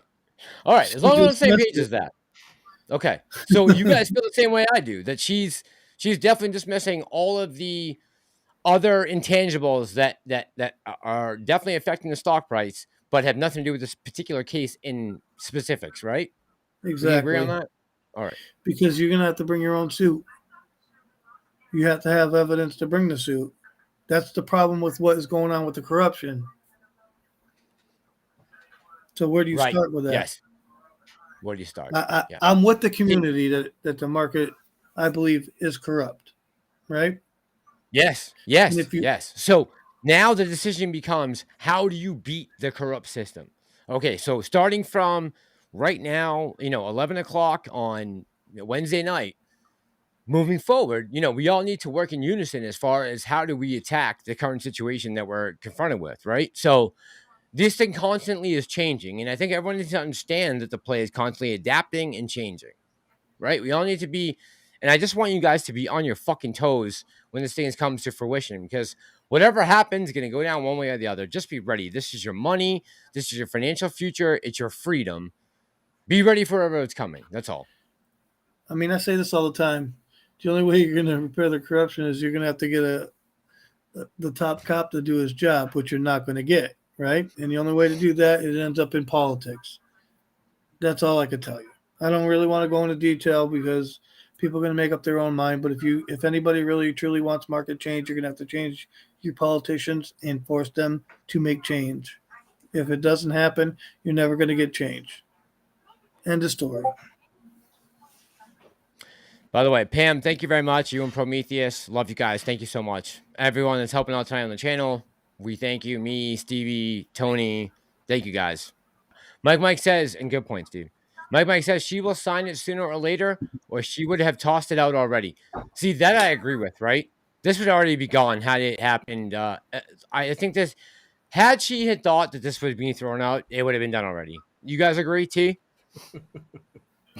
I believe that if I'm laughing at Andrew's comment. Yeah, I think she will approve it eventually. yes, I This also one? do. Beach off someone off? That's a Barbie movie quote. Oh, is that from Ryan Gosling? Yeah. No, it is. Okay. Scott says, what's up, by the way? Broke Ape, how you just peace? I believe her biggest hiccup is ape holders are not getting anything. Ape is 1-to-1 AMC. They should have come back to Zern with an RSC. Everyone gets one share for every 21 you own. All right, so let's talk about that. Let's talk about the settlement. Do you think it's just a matter of she wants a little more for the settlement in order to be prove it to?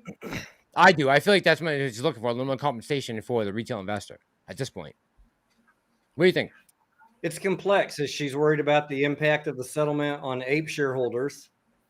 And she had that concern about the release of claims, but they addressed that. So we're just going to have to wait and see what else she's upset about, if anything.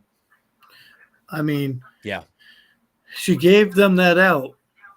They had the opportunity to give ape holders something or to take them out of the settlement. They chose to take them out of the settlement. They're willing to be sued over the ape, ape not getting anything in the settlement.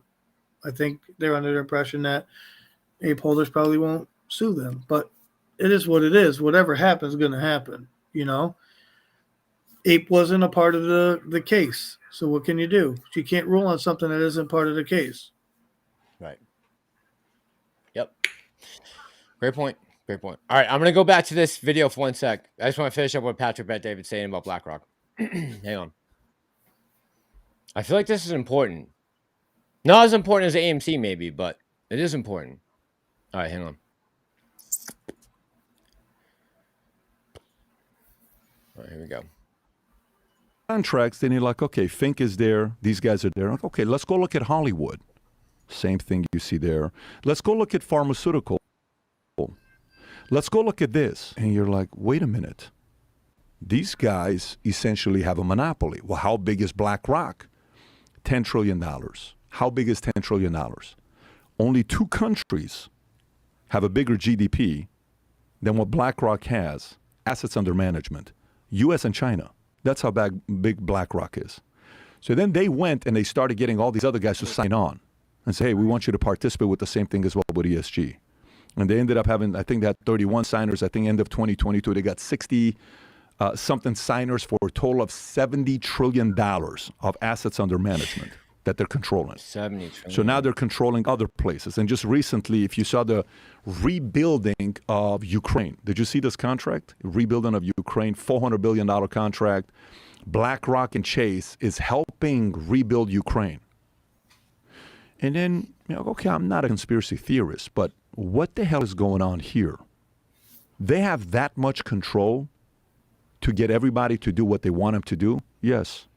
So Dylan Mulvaney, who cares? Why? Bud Light. How does that tie up? You got the DEI, the HRC, the human rights, and all this stuff. And then you go even deeper, which is even the crazier part with, the education, schools. Like, the biggest union we have in America, I think it's National Education something. NEA is the largest union we have. 3 million teachers are part of that union. And you look at that and you go deeper in that with open society and who's funding it, who's the money behind these organizations. comes back. Soros, Soros, Soros. How do you feel about the kind of power they have right now to fight against them? Because this isn't like a billionaire can come out and say, I'm going to go up against these guys. They don't have a little bit of money. A billionaire to these guys is nothing. They got the kind of control that can make companies fire boards. They can replace CEOs. They can replace leaders if they don't like.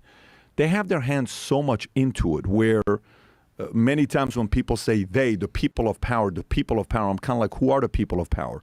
Are you convinced these guys are really running the world? Or what do you think about what some of these bigger companies are doing, like State Street, Vanguard, and BlackRock? Well, they certainly have massive amounts of influence. What do you think they're doing?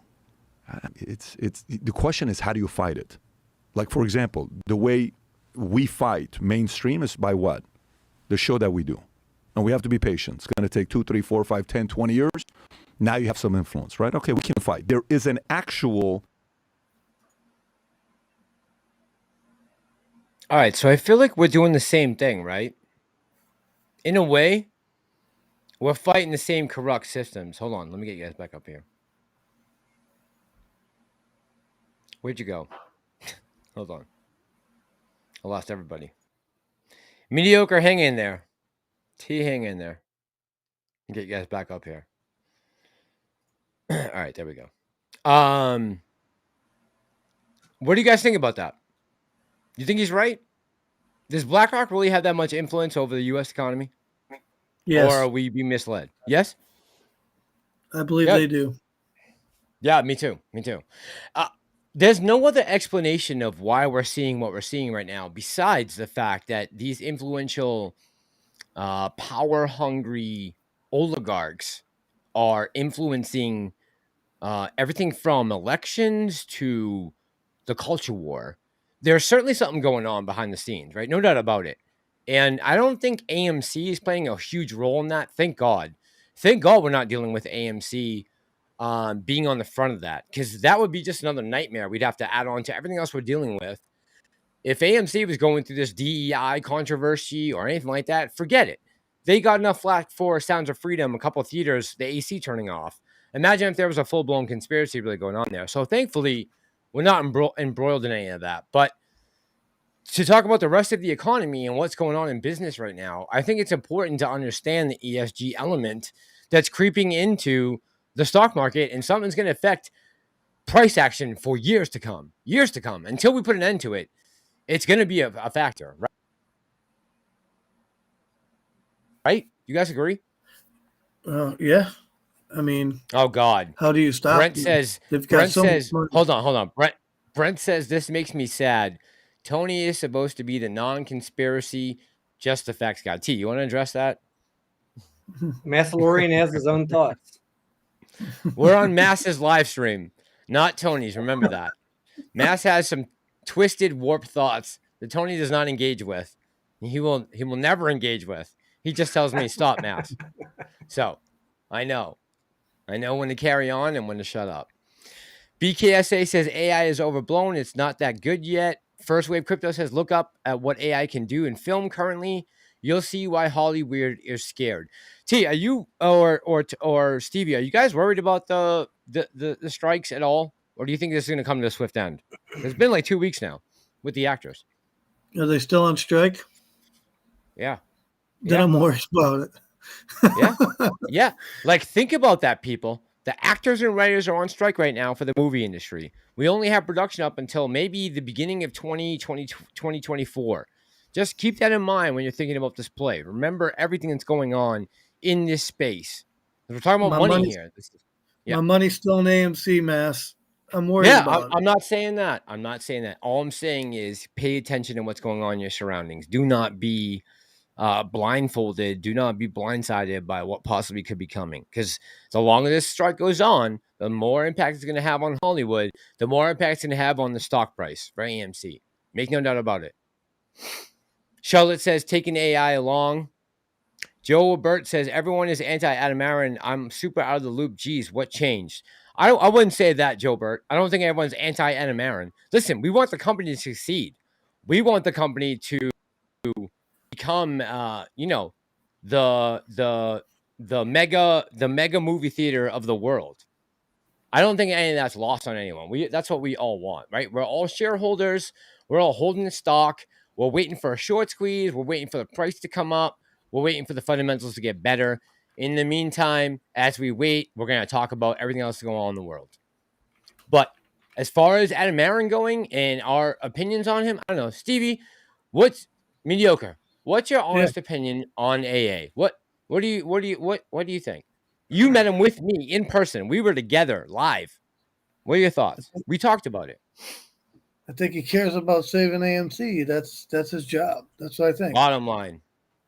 Right? Yeah. I mean, I don't think he hates his shareholders, but I don't think he's,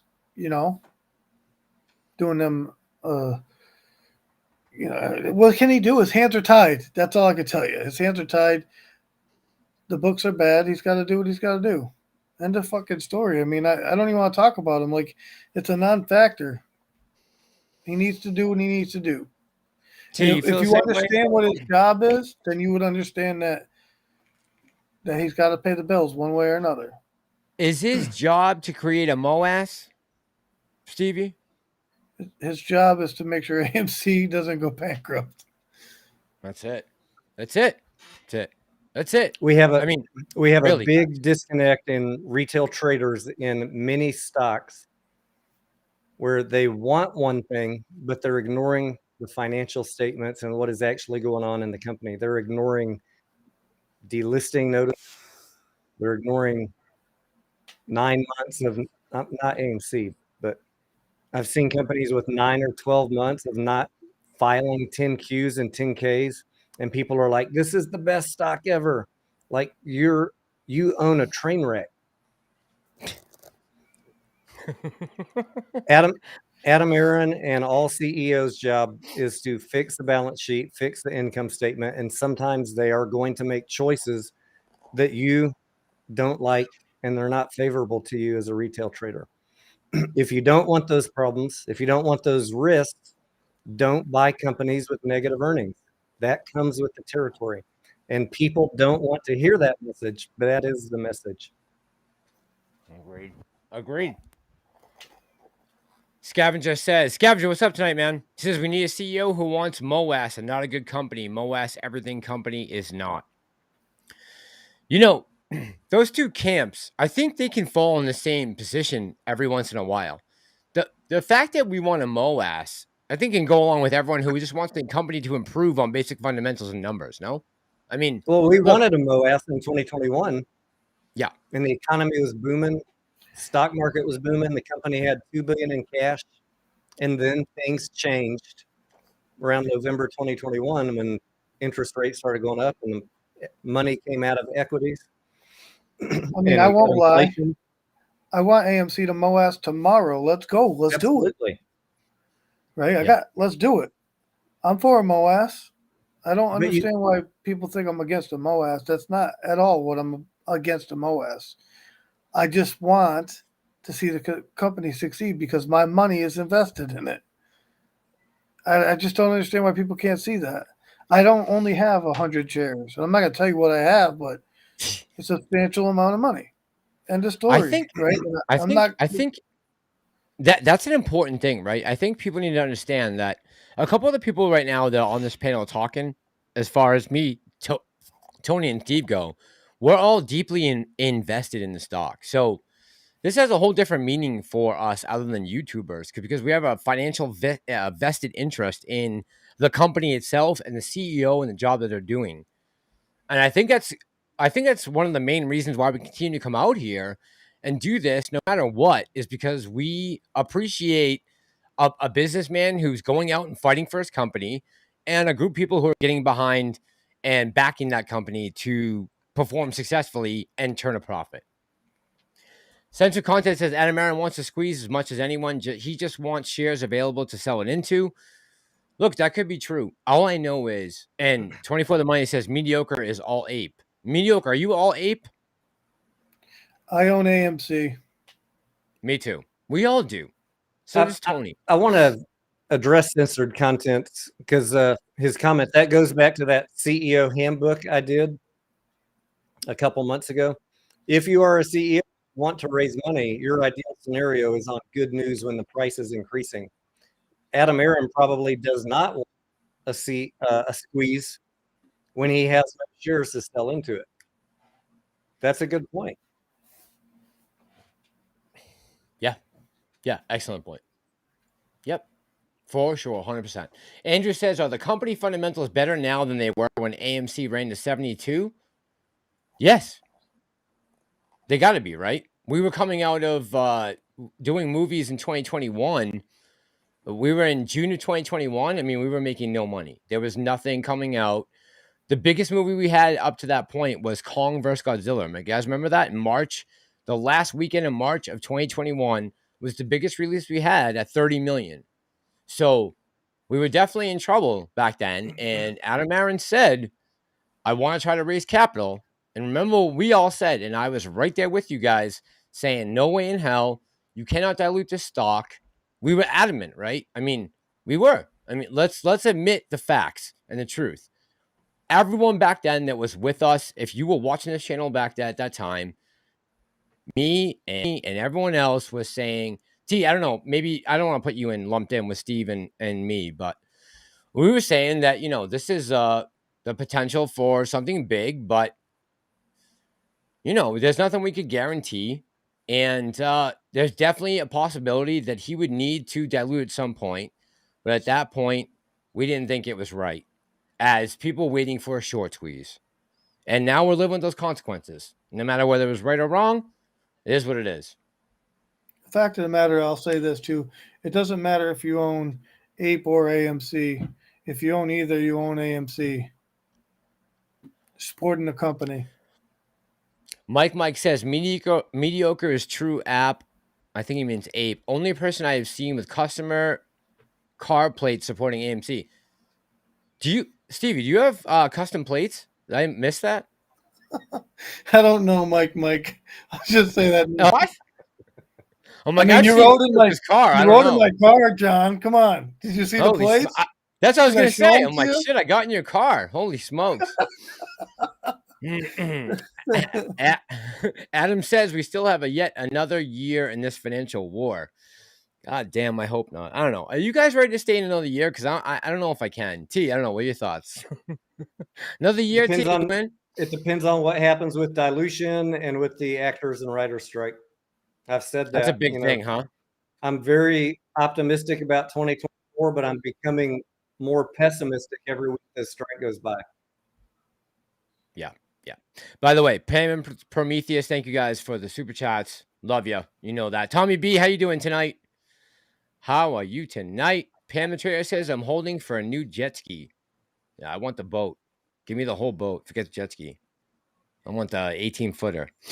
Paul says, is paired up, says, poor brave sperm clinging to a stick shifter as we speak. I don't know what that means. Andrew says, no, I don't have enough Xanax for another year. That's unfortunate. Doug says, why do a rights offering assuming he could do it legally? All right, so let's talk about that for 1 second. Because I heard someone talking about this earlier. T, you can go on, Steve, anyone. So earlier today, I heard someone talking about that the creation of Ape was illegal and it was shady and it was unethical and all these things. We can call it all those things, right? There are certain things about Ape that are very true, and I think every retail investor can agree with. As far as its admission into the market, I think, right? We can all agree that it wasn't under the best circumstances. We kind of all got hooked a bit. Can we agree on that, at least? That we got hoodwinked a little bit by Adam Aaron? Absolutely. Okay. All right. So I'm not the only one thinking that, right, Stevie? Not at all. All right. So with that said, at this point now, do you still believe in Adam Aaron? Knowing everything he's pulled off up to this point and all the things that maybe you have fallen for or not fallen for, if you still believe in the stock, then you can hold it, no problem, until we figure out what's going on. If you don't believe in Adam Aaron, I would suggest you exit this position, only on the basis as being a retail trader myself. If I had no confidence in the leader of a company, I would never buy one share of that company. But I have a little bit of confidence in Adam Aaron. I think he's trying to do the right thing. I hope so. Up until this point, I've had most of my faith in him, regardless of what his compensation is and, how many shares he sold into the open market. I still have to believe as a CEO, if he wanted to tank this company, he could have done it a long time ago. I don't know what he's waiting for. I can't understand what the hold off is. So I don't know. You guys can elaborate. And Tommy B says 84.32.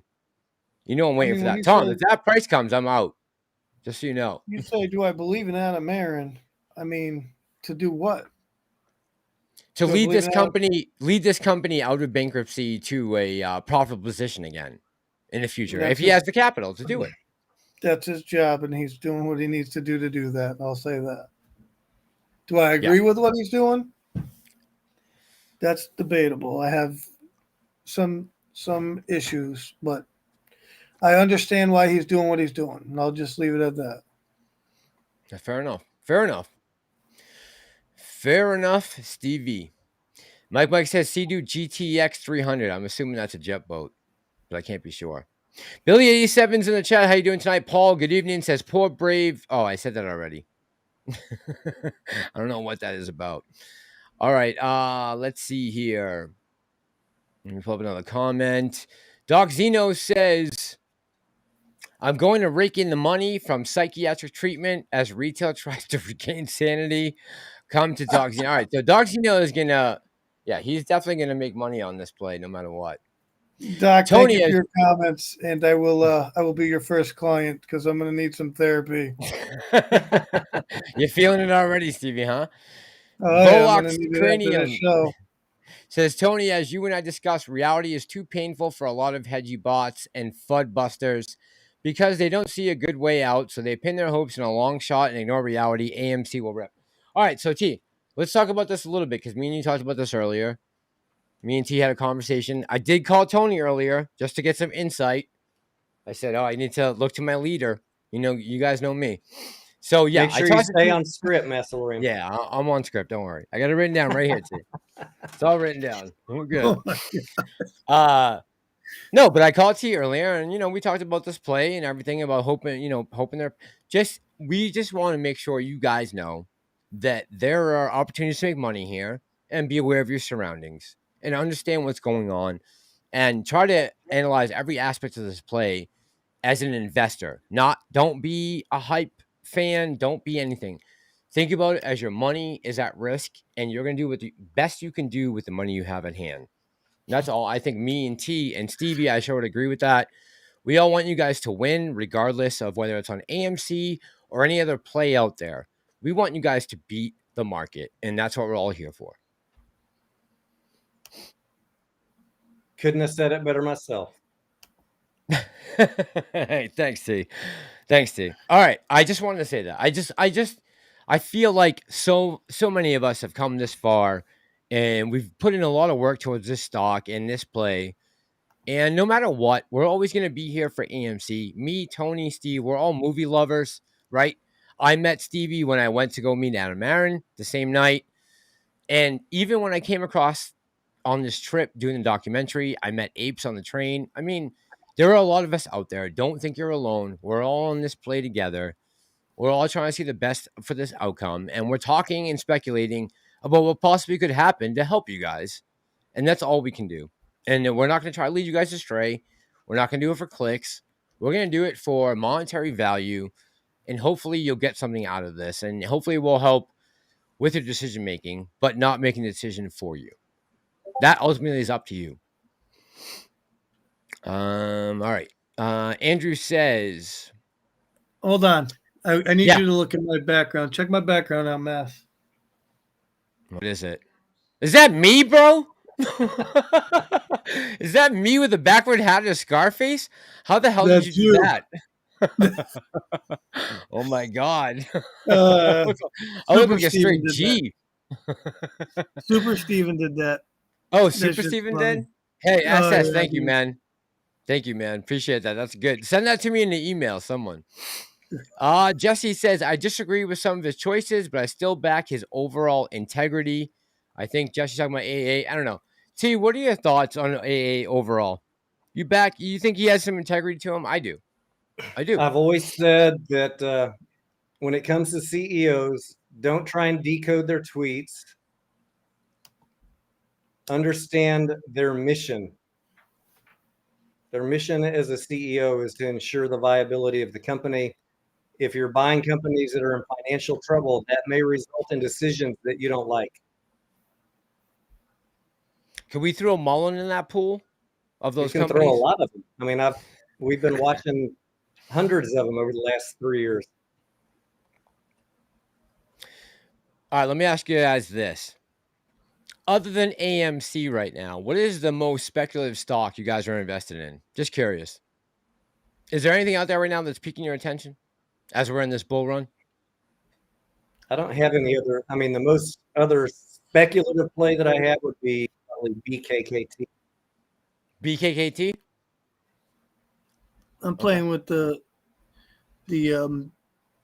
SQQQ, which is the downside to the NASDAQ, basically the Qs. So you're playing the Qs on the negative? yeah.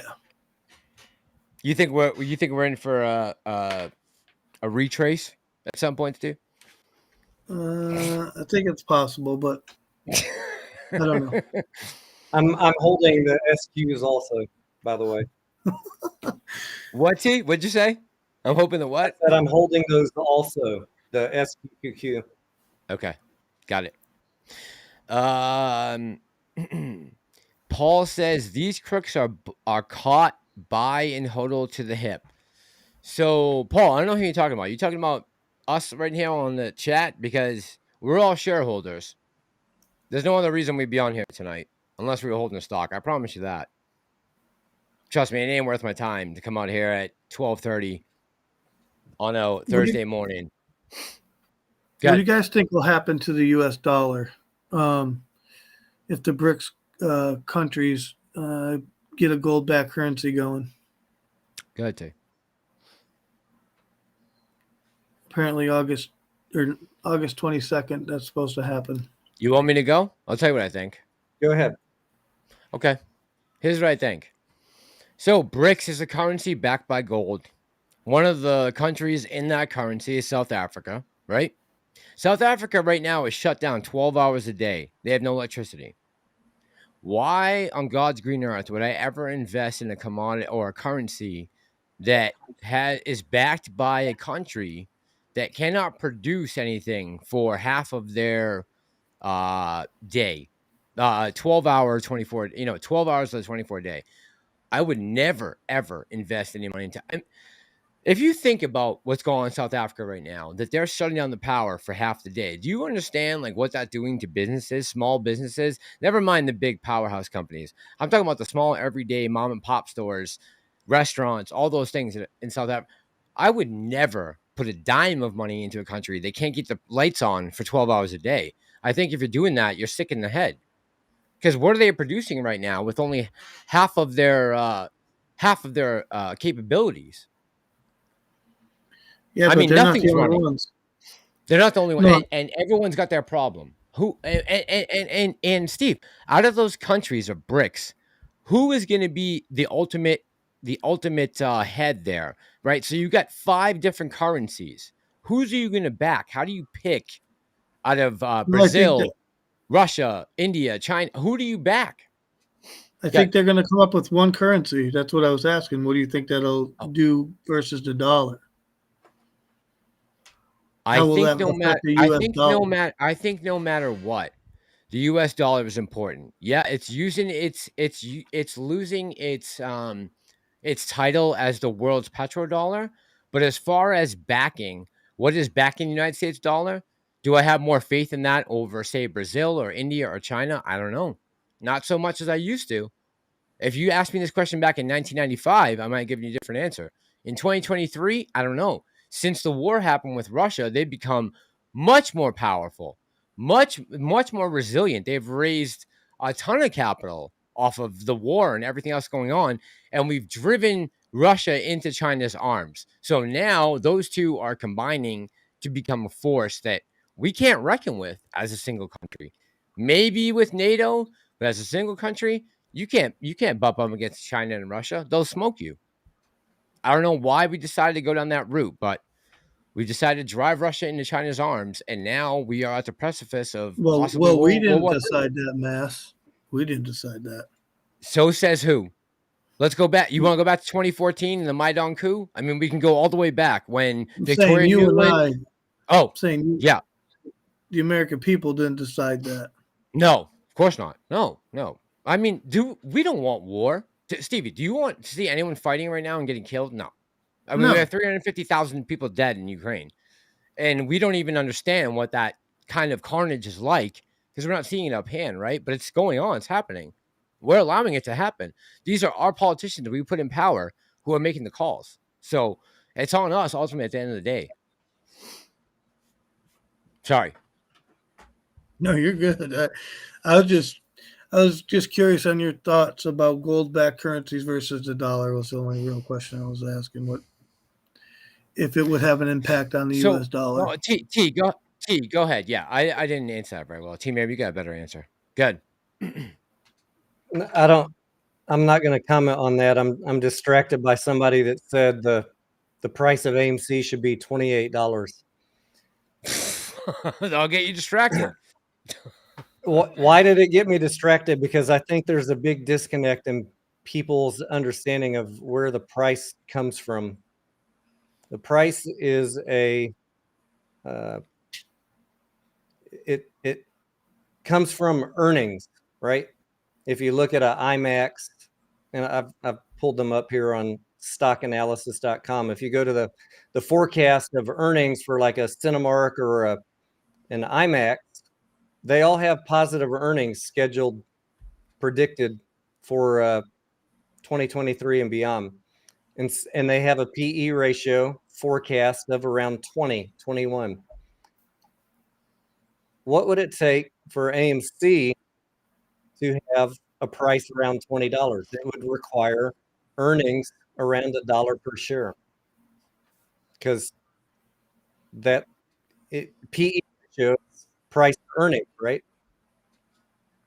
Yes. I'm looking at stockanalysis.com for the AMC forecast, and they have negative earnings per share for the next 5 years, which I think that's overly bearish. But if Wall Street is predicting negative earnings for the next few years, I want to know what basis you're saying the price should be $28 besides feelings. You got to think like Wall Street. Price is derived from earnings, and we have negative earnings. That's why you're getting these $1.50 price targets, $2 price targets. It's not them being bearish. They're using regular Wall Street analysis to value the price of the stock based off of earnings. By the way, someone asked me in the chat if I had watched the special about Sean Ryan and the Afghanistan withdrawal. I did last night. I watched about 12 minutes of it, and it was phenomenal. So whoever hit me off to that, thank you very much to that testimony from the Marine. It was really well. Thank you. And T, thanks for that input. I think that was a great point. Adam says right now, like at $5 and $1.80, and then we convert, it'll be $30 or whatever. That's us. That's us keeping the price up. We're able to hold this well above the proper valuation by fundamental analysis. And that's because apes are not leaving. Yeah. Thank God. That's why I continue. It's the one thing that's keeping me in this play is the uniformity across the line between everyone, right? That we're going to hold, we're continuing to buy, and we'll see what happens, right? And that's it. That's all we can do. I mean, we are in a speculative play that's very volatile. We're in the stock market. This is a gamble. Every day is a gamble. You're putting your money on the line. You got to understand that. But we'll do the best to bring you guys the information we can to give you the best information to go ahead and deploy your money going forward. And, we're going to be doing the same thing. Whatever we're talking about here on this channel, we'll be doing the same thing. We're not going to be sending you guys in a different direction than we are. That's for damn sure. BSKA says, any thoughts on real estate prices? I don't know. Have you guys touched on that at all? By the way, Philip says the BRICS currencies are weak also. And I agree with you, Philip. I think that South Africa is a big, big, big problem in all this. If you don't have a country en masse producing for half of their day, that is a major issue. I mean, how are they exporting and importing things when they're shut down for half the day? Okay. Gotcha. T, what else you want to say about that? Sorry. About the brick stuff, Yeah. I think you guys covered it, Mass. Yeah. Yeah, you don't think it's going to have as big of an impact as everyone's saying, right? You think it's going to be pretty much, I mean, you have to have faith in the countries that are backing that currency, regardless of its value compared to gold. You have to also believe in the country, correct? Because if you don't Absolutely. trust China, why am I going to buy their currency? Why would I trade in their currency if I don't trust them? I wouldn't, right? They're doing it to undermine the U.S., obviously, but we'll have to see what happens there. And And did you hopefully that talk doesn't about spark the an U.S. actual debt war. getting downgraded Yes, I did. That happened today, right? yesterday or the day before? First time ever? Not the first time ever. First time in a while? First time in a while. Yep. Not good. Not good. That doesn't look good on a country, right? No Derelict matter what. government. Derelict spending. On what, T? On what? What are they spending it on? Exactly. They're not fixing the market. Are they fixing infrastructure? Are they helping veterans? No. Are they helping the homeless? No, we're fucking wasting our money in Ukraine. I can promise you no. When you see some of the things that I was able to document, you'll know. There's no way. This country is in shambles from the inside out. I mean, every goddamn major city I went to, half of the retail businesses were closed, and that space was looking for retail rent. And what mind boggles me is they're shutting down the sanctuary cities as people are getting bussed up from Austin and Houston and the border. And as the governor said in those states, we will be busting them to you. Just get ready. They've come and now they're here, 100,000, in a year, and they're realizing the repercussions of their stupid policies of just having an open border policy. Listen, this doesn't work in other countries for a reason. There's a reason why other countries don't have open borders. Now you're seeing why. Scavenger says, I don't stand with crooked Ukraine. Me neither, Scav. Me neither. All right, Mass. My wife is getting home from a late night grocery trip. Okay. And I've Go got to take be care of up the early wife. for pre-market. All right. All right, T. Thanks for coming So by, I'm man. gonna let Love you guys. I'm gonna let you guys keep going. The stream will still be going on my channel. For those of you that are in there, feel free to hang out. But I got to sign off. I'll stay on with you guys when Tony leaves. T, have a good night. Say hi to Scarlett. All right. Take care. Take care, buddy. Oh. I got to get rolling soon. You gotta get rolling too. All right, I'll go live by myself, I guess, for a little bit. You gotta get going, Stevie? Yeah, I got to get up, but I was going to hang out for a few more minutes, but I don't want to just ditch you. No, I'm good, man. I'm good. I'll I'll get get on. here. You got a lot of people to talk to. Yeah, I know, man. For me, it's 12:30 too. In my mind, it's 12:30. I know. I'm still on Boston time with you, bro. I still I am. know. I haven't quite adapted yet to West Coast. I'm getting there. Good luck. I'm trying. Dana's I'm trying. I know, man. Yeah, hey, yesterday. So I was gonna go on live last night. I talked to Tony. I don't know. Did I talk to you yesterday? No, I talked to you today for the first time in a while, right? Today? Yeah. This morning? No. I was gonna go on with T last night, and I was like, T, I'm like, I just got the word, came down. No live stream tonight. I'm gonna have to go for tomorrow when everyone in the house is sleeping. So Mike says Scarlett has got him on a tight chain. No, I don't know about that. Tony very much do what he does, but he's nice to the wife, like Stevie, like all of us, right? We try to accommodate the other people in our lives, try to make sure that they're comfortable. Yeah. Pam says, wife comes first. Good job, Tony. There you go. See? Prometheus can back that up, I'm sure. Chrismo says, welcome to 935 Mass. Oh, man. By the way, Steve, now it's just me and you. So let's talk for a second because I want to get your honest opinion on this. And we've talked about this many times, but what are your thoughts going forward? Are you at all worried about the strike? Does it have any influence on your mind going forward with the stock price, the strike with the actors and writers? Well, they already stopped movies for that are supposed to come out in 2024, 2025. They already start production of movies, dude. Yep. So how long? The longer it lasts, pushes back to movies. If we're having trouble with not having enough movies now, which is why we're not profitable, this is what the whole argument I have with people is we don't have enough fucking movies, John, to make the money we made in 2019. So Yeah, I know. that's why we're spending more money. We need Hollywood to make the damn movies so that we got movies in the theaters to make us money. You know, that's where our issue lies. And everybody's like, oh, shut down movie theaters and blah, blah, blah. But you still got to pay the lease on the building regardless. Yeah. You know, that's the biggest nut. You're worried about, some employees. Yeah, there's employees, but the bigger expense is what we owe the landlords of the buildings. Yeah. I don't know, man. Yeah. I think you're right. You're right. Hollywood strike is a big issue because if we can't make movies, we can't make money. Right. That's a big problem. That's a big problem. If you're holding fucking AMC stock or Cinemark or anyone, you're in trouble right now because of the movie industry, not because of the theaters themselves. It's not that they're not making the right adjustments or whatever. It's because they can't put asses in seats because the production quality isn't there. So I'd like to see that ramped up, right? And the longer this strike holds off, the longer it is going to be before we get those new releases and we get this. Look, if you haven't figured out yet that Go Woke gets broke, I don't know. We're not going to be able to help you. Disney, you might be on your own. I don't know.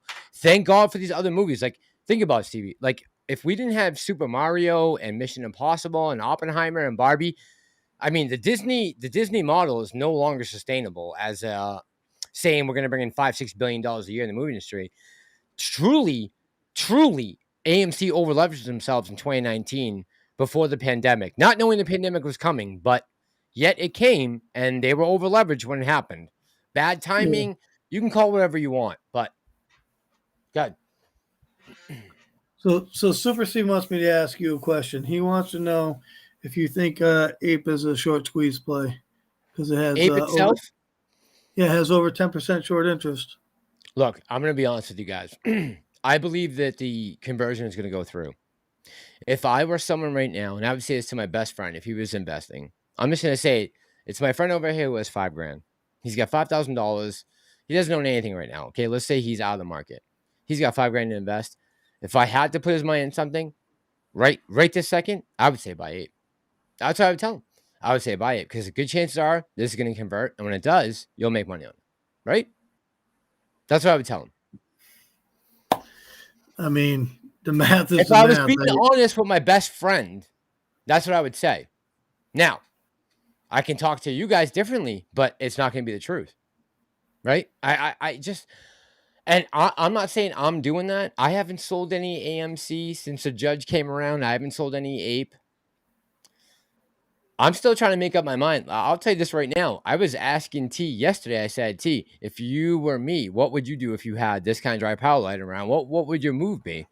Like, I'm asking other people's opinions, right? I'm not just totally going on my own here.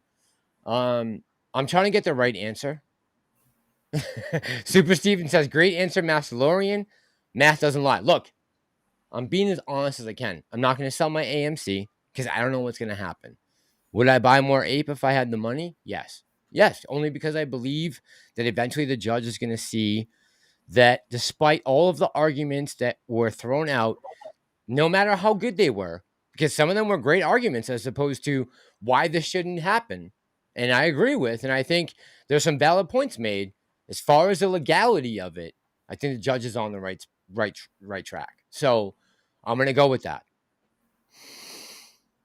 Hey, JT Wisco, have a good night, man. Love you. 3-hour drive. Be safe. Go ahead, Stevie. Yeah, I mean, it's just crazy. I don't want to see people get hurt. You know, I just want them to be able to make up their own decisions in their own mind, their own portfolios, do what you got to do, right? Leave me out of it. I don't care. Why does what I do with my money anybody's business? That's not saying that I did anything. I'm just saying that that's where I'm at. I'm just, if someone was asking me today for my opinion on what I think is going to happen, that's what I would give them. I mean, I'm not going to bullshit. There is no point coming out here if you're going to lie to the people that are tuning into your show. There's just no point. You might as well just stay home. Don't bother coming Right. on. Don't bother. And Pam says, do whatever you want with your money. Kryptonian says, no, just keep adding to Palantir. By the way, congratulations to you guys who made PLTR. And I talked about this with Tony earlier. You know, we were talking about PLTR, and I saw someone last night was getting mad because Maggie made money on Palantir. I'm like, how could you be mad at anyone in retail who takes advantage of the market? Yeah. exactly. I'm like, good for Maggie. Like, I want Maggie to rape those people. Yes. But yeah, and I think, and I know I agree with you and T about this, that like we want this thing to come to an end, right? Like the stock market's always going to be there. It's not going anywhere. So we need to start talking about other things, other ways we can make money in this industry. Because we're not going to keep an audience if we're just constantly talking about losing play. Not that AMC is a loser. We haven't lost yet. I haven't sold yet, so I haven't lost anything. But I do want to talk about other plays that can make us money and other plays that I think that are invaluable to talk about that I think will be a basis point that we can launch the next meme stock craze from, right? Or whatever it is that this generation feels like is an important thing to developing and pushing humankind forward, whether it's chat GP2 and GT and AI or information gathering, whatever it is, whether it's a conspiracy theory or whether it's a good thing that they're doing for society. If we can make money of it as retail investors, let's exploit it, right? What's up, Dana? How are you tonight, honey? Hey, Dana. What's up, baby girl? Hold on. Let's see here. BSKA says China's stock have taken a beating recently. Might could be a good take to swing in position. You holding any Chinese stocks right now, Stevie? No. I'm holding Neo still. I still have Neo. I'm holding very few things. I'm in a couple bad weed stocks, not SNDL, but ones that I like to sell options on. But it moved out of my profit range, so I'm not happy with that at the moment. But it's just sitting there waiting. Oh, really? But weed's getting hammered lately. Okay. All right. I see Billy87 in the chat. Dana's here. What's up, baby girl? Pam the Trader, Gorilla Gardener. All right, I just want to make sure I get a couple people here. Let's see. The new hype is LK99, the room temp semiconductor just discovered. I haven't heard anything about that. Have you? LK99? Semiconductor? Don't know who that is. Okay. Someone says, Billy says, what do you guys think about UPST? Hang on. I'm going to look right now. Oh, well, so they're at $68 right now, but isn't UPS supposed to go on? Oh, it's Upstart. Upstart, not UPS.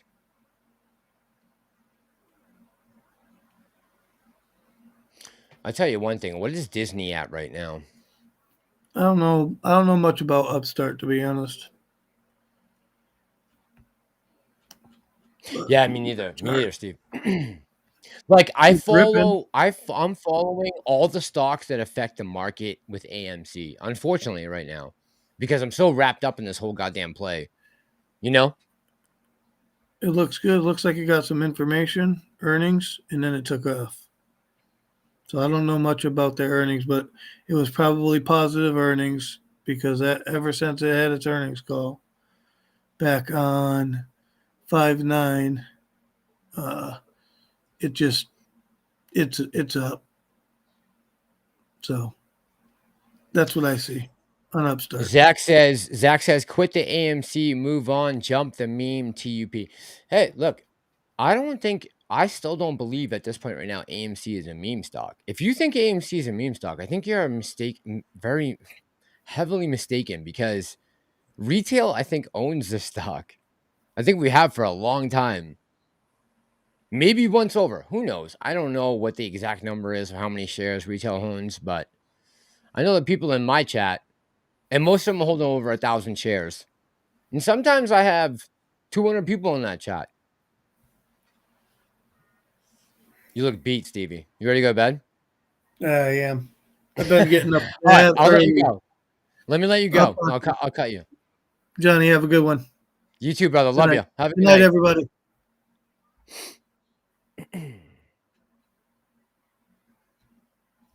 Man, I lost all my partners. All right, let's go. Now that I'm alone, let's go finish the rest of that conversation with Patrick Bet David about Larry Fink. I think it was interesting what he said. Hang on, and then we'll talk about it.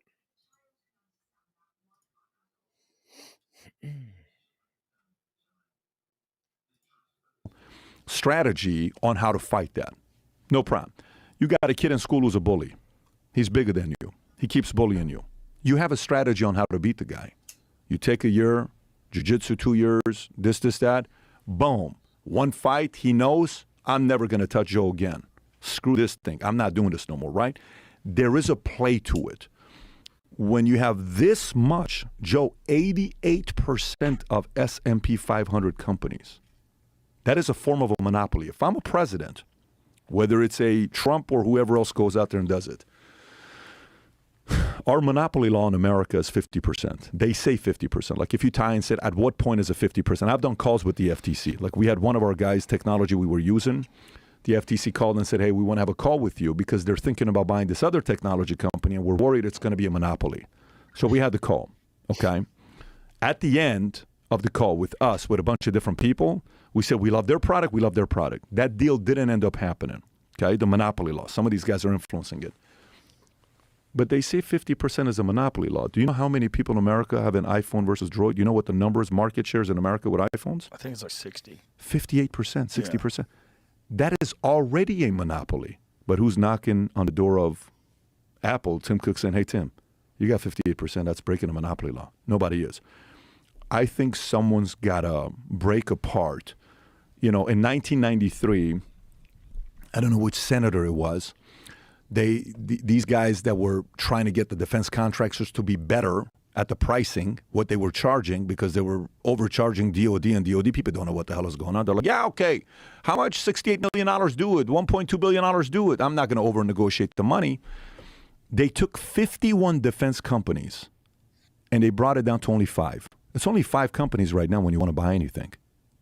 Think about that. So defense contractors is 5. We know how these guys make money. Earlier, I was asking you a question, why do you think vaccine? And you're like, Pat, that's how they make their money, right? I mean, if you and I run a hotel, rooms are empty, we're not making money. We need people to stay in the rooms. If you and I are running a hospital, we need people on the beds to make money. Yeah. If there's no people on the beds, we ain't making money. If these 5 contractors are fighting for $744 billion, what do they want more of? Wars. They want more people dying. You know the Papa John saying, better ingredients, better pizza, Papa John's. Mm-hmm. These guys is more wars, more people dying, more profits, defense contractors, right? Didn't Lindsey Graham say that the Ukrainians would fight down to the last man? I think that was his wording. By the way, just in case we're not caught up with history,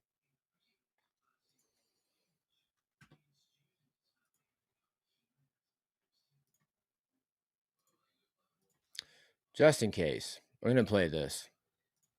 Hopefully, if you're watching the live stream, you'll see this.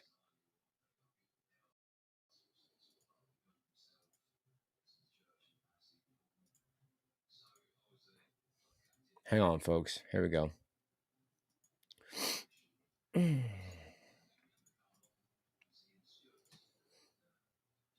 I come to you with a message of leave-taking and farewell. This speech did not get very much attention. When a new president is coming to power, as John Kennedy was, the spotlight was not on Dwight Eisenhower. We have been compelled to create a permanent armaments industry of vast proportions. There was a feeling at the time that this must have been written by some speechwriter who just sneaked into the speech. In the councils of government, we must guard against the acquisition of unwarranted influence, whether sought or unsought, by the military-industrial complex. 3 months ago, we got contacted by a family up in Minnesota saying that we have documents from Malcolm Moose. He was responsible in part for drafting the military-industrial complex speech. These new papers give us written evidence that this was not just some caprice of Eisenhower's or something by some speechwriter. You see the evolution of a speech from May 1959 Wow. to 1961. And he wanted to give this speech for a long time, 2 years. Our military organization today bears little relation to that known of any of my predecessors in peacetime, or indeed by the fighting men of World War II or Korea. There was one person in Dwight Eisenhower's life whom he really confided almost everything to, and that was his brother Milton. There's one particular document where the speechwriters had already drafted their version of this speech, only to see Milton come along and totally revamp what had already been written. When Milton Eisenhower was taking notes and writing things on the drafts of these speeches, the speechwriters knew that it wasn't Milton talking, it was Ike. The potential for the disastrous rise of misplaced power exists and will persist. He would see magazines with advertisements for some, new warplane or some, and he got so angry he'd throw it into the fireplace of the Oval Office because he felt that defense spending should not be something that would be encouraged by companies who are seeking commercial gain. We must never... Dude, shout out to Eisenhower for having the balls to give this speech back when he did, huh? Man, I'm gonna finish it just because it's very poignant what he says, I think.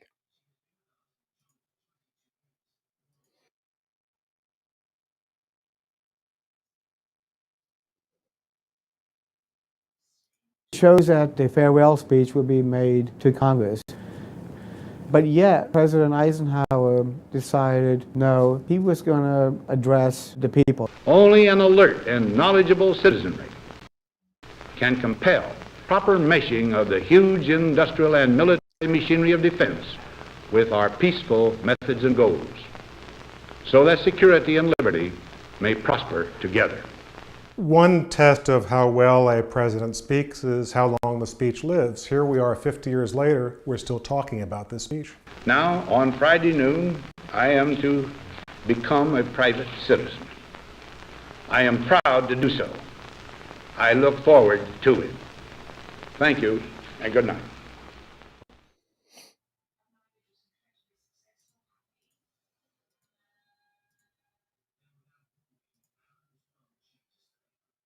All right, I'm gonna play one more thing. This is from Kennedy.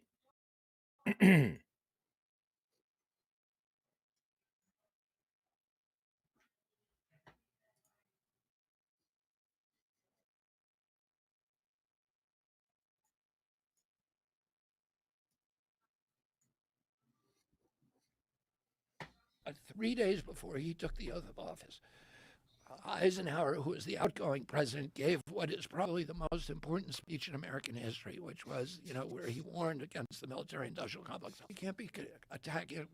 I don't like what Castro's doing down there, but it's not the United States' job to dictate what kind of governments other countries have.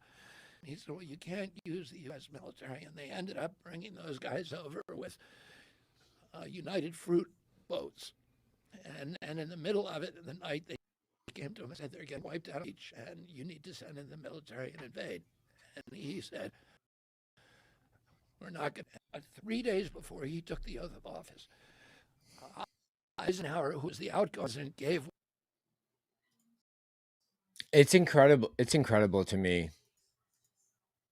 It's incredible to see how close we came to war back then, huh? I mean, we were this close to war. All-out war. Lucy, how you doing tonight?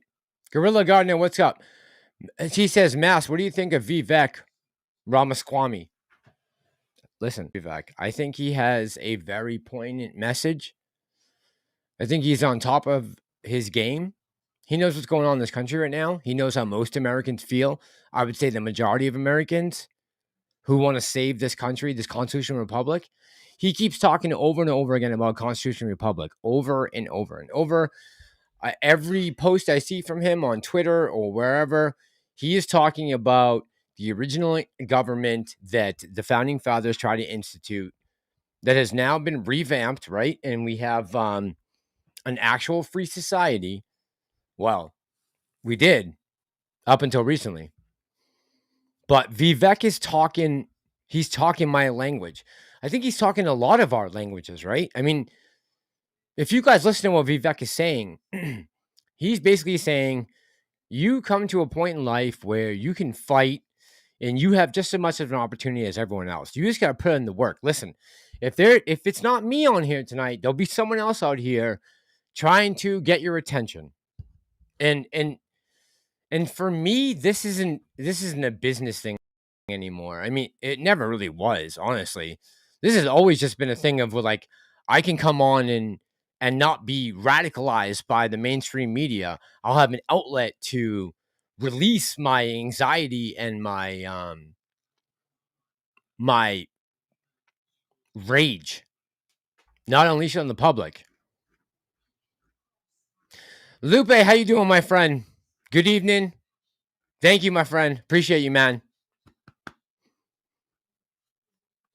Diamond Gal is in the house. Diamond Gal says, I would so vote for Yuka and Fu. I would vote for Yuka and Fu too. If they're going to stop the war, that's my ticket. Mike says, Trump JFK would make their head spin. That is a ticket they do not want to see. You think RFK would run with Trump? Paul says, is Amway safe? I don't know, man. But Lupe, thank you again, man. Much love. Andrew says, this is very interesting. A ton of complaints today about FTDs. The New York Stock Exchange sends a canned Twitter response. No shares have been made since 11 a.m. Coincidence? Maybe. On the NYC's page.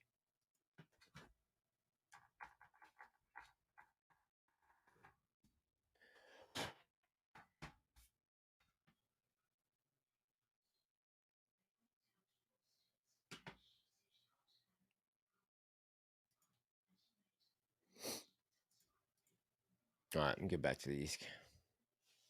BBD says, I got a bomb, B-O-M-B, Massalorian. BBD, what's up, man? Glad to see you. Jenna's in the house. Jenna said I'd vote for Yucca and Fu.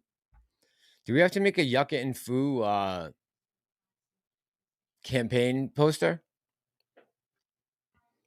Jared Lightson says, I think so.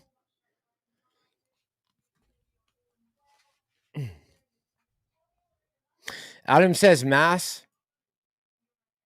Vote for Fuka in 2024, says Billy87. Hang on, Adam.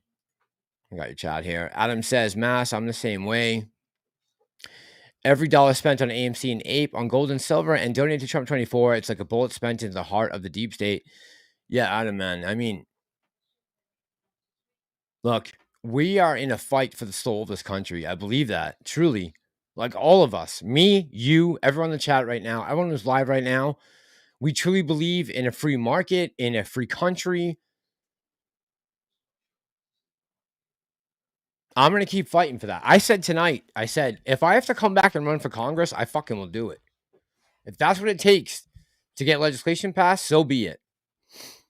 Although I would never want to do that because I just feel like I would go there and get corrupted because it seems so corrupt.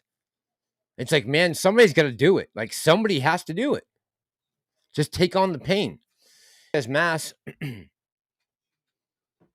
others never answered your question on the housing market. What do you think will happen? I know many believe a crash, but what's the time frame in your opinion? So, Danny, here's what I can say. I don't know too much about the housing market as far as like the housing market. Commercial real estate is in a lot of trouble. It's got to be. Every city I went to on this trip, the 15 cities I went to, I would say 40 to 50% of the businesses in the downtown area were closed, waiting for retail leases. That's a major problem for the small banks in this country that hold 80% of those mortgages. It's only a matter of time. So start planning. Mike says housing is still hot in Florida. I believe that. I believe housing is still hot in a lot of places. I think when it crashes, we're all going to feel it.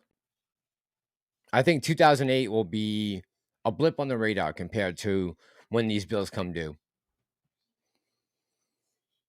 And again, I don't want to push you guys into a direction of, fearing that everything is going to fall apart and that, everything's going to crash. It's not going to be like that. We just got to be smart about our money and keep, pay attention to what's going on around us. That's all.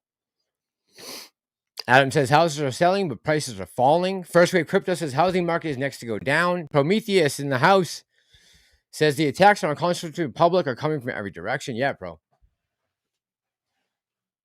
Yeah. But the good thing is, man, there are people like you and myself and everyone in this chat right now who believe in fighting against it. So keep up the fight.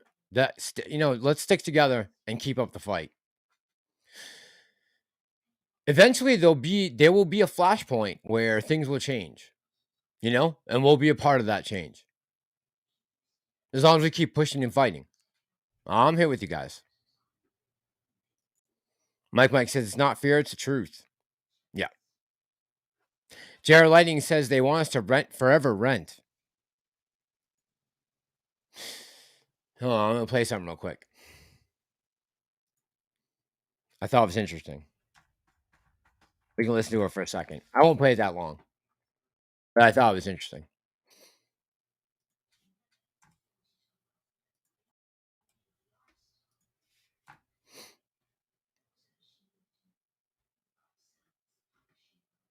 So the woman who I'm about to pull up on the screen was just on Jimmy Dore's show. She's an author. She just wrote a book talking about the WEF and their plans going forward. Hang on one second. And we obviously not going to watch the whole thing, but we'll watch a little piece. Hang on.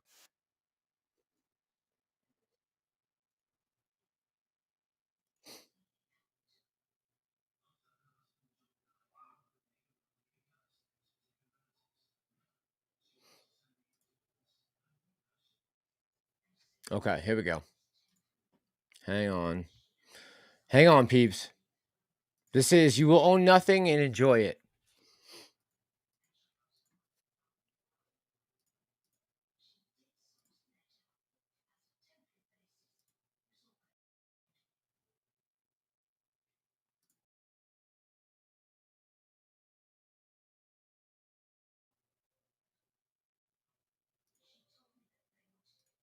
Guest with us. It's Carol Roth.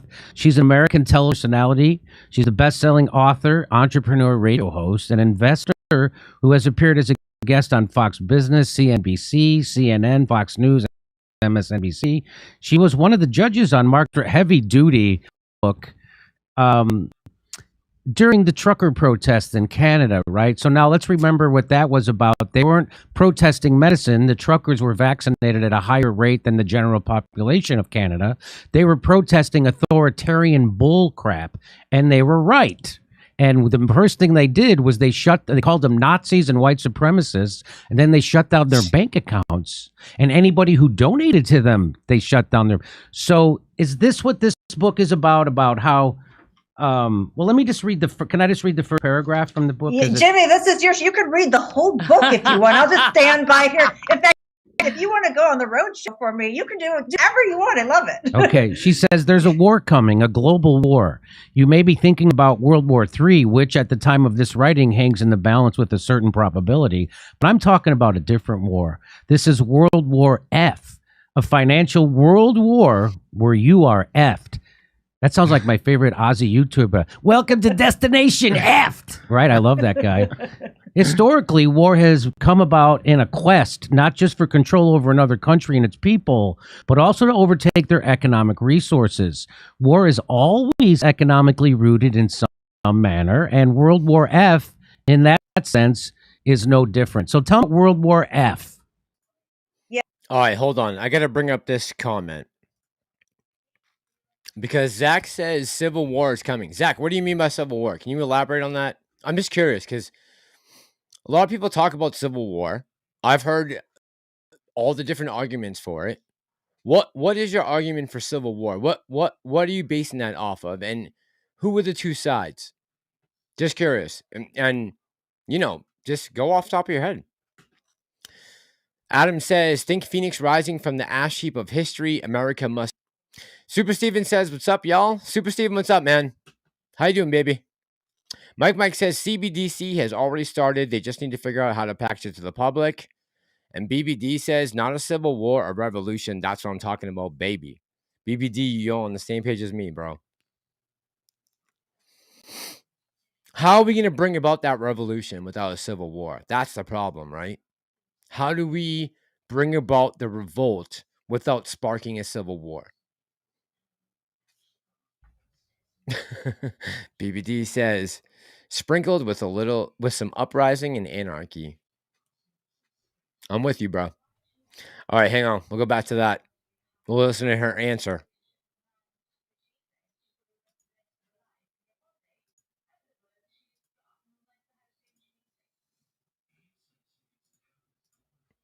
Yeah, so we're at a point in time where the global financial stakes are shifting. And I think it's hard for people in America who have seen America at the center of the global financial universe and lived through this incredible time period with immense prosperity and technological advancement to think that things could ever be any different.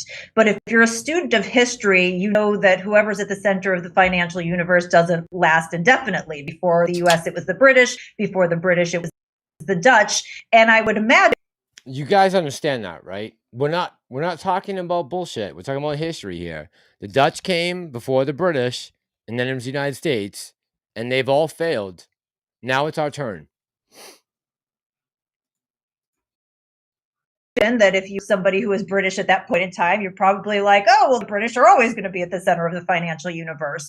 But we're getting a little long in the tooth. It's been about 80 years. We have a huge debt load. We have these signposts all around the global economy that other countries are trying to get rid of their US dollars and take the US down to peg, and things are starting to break apart. So the people who are wealthy and well-connected see this happening.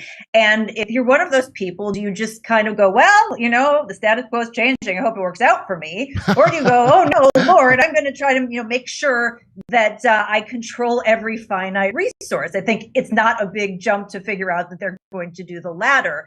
And so in trying to set themselves up for success, they are creating all of these barriers to wealth for us as individuals. And it's coming from inside the house. It's coming from the government and the Fed. It's coming from all these bad actors, whether it's the WEF or the UN or big businesses. And then it's coming from big tech. So we have all these different forces that we're at war with, and we're just all trying to hold on to the American dream as these financial stakes are shifting. So I wanted to empower people with all of the knowledge about what's going on and, of course, give them a plan to fight back.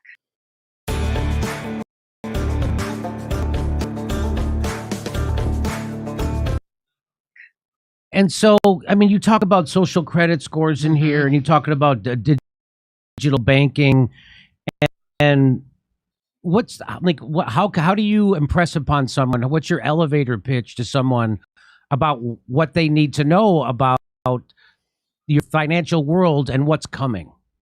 Yeah, well, something like social credit, I think people think about it in terms of their speech or maybe, a certain action being limited. But if you think about what happened during COVID, they went after people's social standing, right? If you didn't take the vaccine or you weren't wearing a mask or you just maybe even said, And that is so true. They went after your social standing, nothing else. Remember that. Not sure what's going on, they tried to laugh at you on social media. They may have taken a picture of you. They may have actually gone after your job, and we know lots of people lost their jobs. And in many cases, they went out after your actual assets. You mentioned our neighbors to the north, the truckers. They froze their bank accounts, but in the U.S., if you had a small business, they froze their business. This is something that is financial in nature as well. And so when you get the forces like social credit, like ESG, like Wall Street competing with you to purchase a house, even college holding people back, young people back from being able to participate in wealth creation opportunities. I think a lot of people understand like the symptoms, but they don't know what the actual ailment is. They don't understand what these forces are. And so if you don't understand what they are, you can't position yourself to make a change. So why doesn't the establishment, and it seems like the government of the West are working in conjunction with the WEF? Because they are. Understand that. What Jimmy's saying right now, he's not. This is true. No, they are working with them. They're in our cabinets already. And Klaus Schwab has stated that, matter of fact, many times. They have infiltrated our fucking cabinets. They're there. So let's not make any mistake about that. And the WEF is famous for saying that you'll own nothing and you'll be happy. That's Klaus Schwab and the Great Reset. And they don't want you to own a house. Or why is that? Why don't they want individuals to own houses anymore? Because it seems like they're letting these big hedge funds, these big black rocks come in and they'll buy like a whole town and then rent out the town to people. So talk about that a little bit. What could possibly be in it for them to keep us from home ownership, and how are they doing it? Yeah, first of all, this is something I've seen you all over social media talking about. So I'm thrilled that somebody of your caliber is bringing this to people's attention. But if you think about that phrase. And great point. Yeah, thank you, Jimmy Dore, for bringing this out, because a lot of people aren't talking about it. So thankfully, there is one person out there, JD, talking about it. So thanks, Jimmy. From the WEF, you'll own nothing and you'll be happy. There's two important things embedded in that. One is the you'll own nothing. It's not will own nothing. They have included themselves in that, right? It's you. It's about you. They're not part of this non-ownership, and ownership is what gives people wealth. So if they wanted you to participate. Yeah, why do they keep saying you will own nothing? Shouldn't it be will own nothing?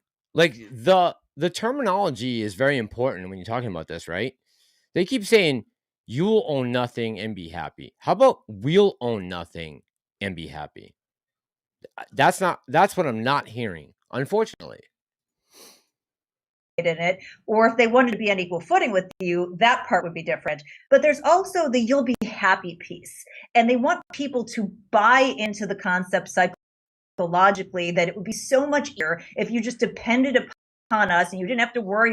By the way, Jana, I don't know what those killer whales in the Mediterranean are any crazier than any other killer whales, but I did see the story, just so you know. Something like a house, the largest asset on Americans' balance sheet that drives their wealth. Oh no, you don't have to worry about that. We'll fix the leak in your ceiling. Not understanding not only the implications for wealth, but the implications for freedom that comes from that. And I think that if you get people to buy into that psychologically, it's just easier for them to do that. So if you, let's say, what's happened over the past 15 years, you've had this crazy monetary policy that gave Wall Street all of this money, this cheap, easy, available money. They had nowhere else to deploy it. So they went, okay, we're going to go compete with you for a house. Before 2010, Jimmy, this did not exist. This is something that is new in the last 13 years. Now we have. Understand that. That is something that is unbelievably true. Raise the market prices on the houses so much that only some of these large entities and enterprises and hedge funds can afford to buy the homes. And now you'll be renting from them. Have more than 1 in every 5 homes that's being bought by a corporation. And the implications of that is not only a transfer of wealth from Main Street to Wall Street, but also think about it, that anything that they want to implement, whether it's social credit, you saying something on social media, or they don't want you to have a gas stove or whatever it is, how much easier is that to implement if you have a bunch of corporate landlords who can dictate what you can and can't do in that property versus the freedom that you have? So I really think it starts with that leading thesis that they want the power and the money as these financial stakes are shifting. And, if it's easier for them to affect, or these different rights or opportunities have to go by the wayside so they protect what is theirs, then they're willing to go in that direction. Is there anything to, like, I don't know if this is too far out, but because of the just bringing like a, a big pyramid scheme basically, and now it's starting to collapse, is there some kind of like where, okay, we're going to have to lower everybody's standard of living to kind of cover over how we screwed up, you know? We're going to have to like deindustrialize all that crap. You hear about that? Is that just to cover over the fact they printed so much fake, well, didn't print it, but they made so much fake money, and now it's going to, you know, you can only do that so long before everything collapses. So it's like a managed collapse. Don't have another 2008 where then you get an Occupy Wall Street, which I think is what kicked off, you know, the paranoia of like, and now we'll just control everything. People look like they were getting real upset around that time. And I would say now, compared to 2008, we're even more pissed. Okay, yeah, 2008 was a big problem, right? No doubt about it. Fucking whore. Yeah, no, it's 2008 was a big problem, no doubt about it. But we got shafted again in 2021. Maybe even worse. 1796 Patriots in the house says, I guess it's better late than not at all. What's up? I see Floyd in the house. Devil May Rage. Real Rugged just jumped in here. What's up, all my people? How you doing tonight? Floyd, what's going on, man? Jen, I see Gorilla Gardener, Mike, Downing Gal in the house. All right, I'm going back to Jimmy. Here we go. it's a brilliant insight, and I think there are different groups that are approaching it differently. Currency, which is basically currency, but with the exact opposite intention. Instead of money, they want to fully centralize it and basically be able to track everything that you do down to the additional dollar. So one of the Okay, so let's understand that difference, right?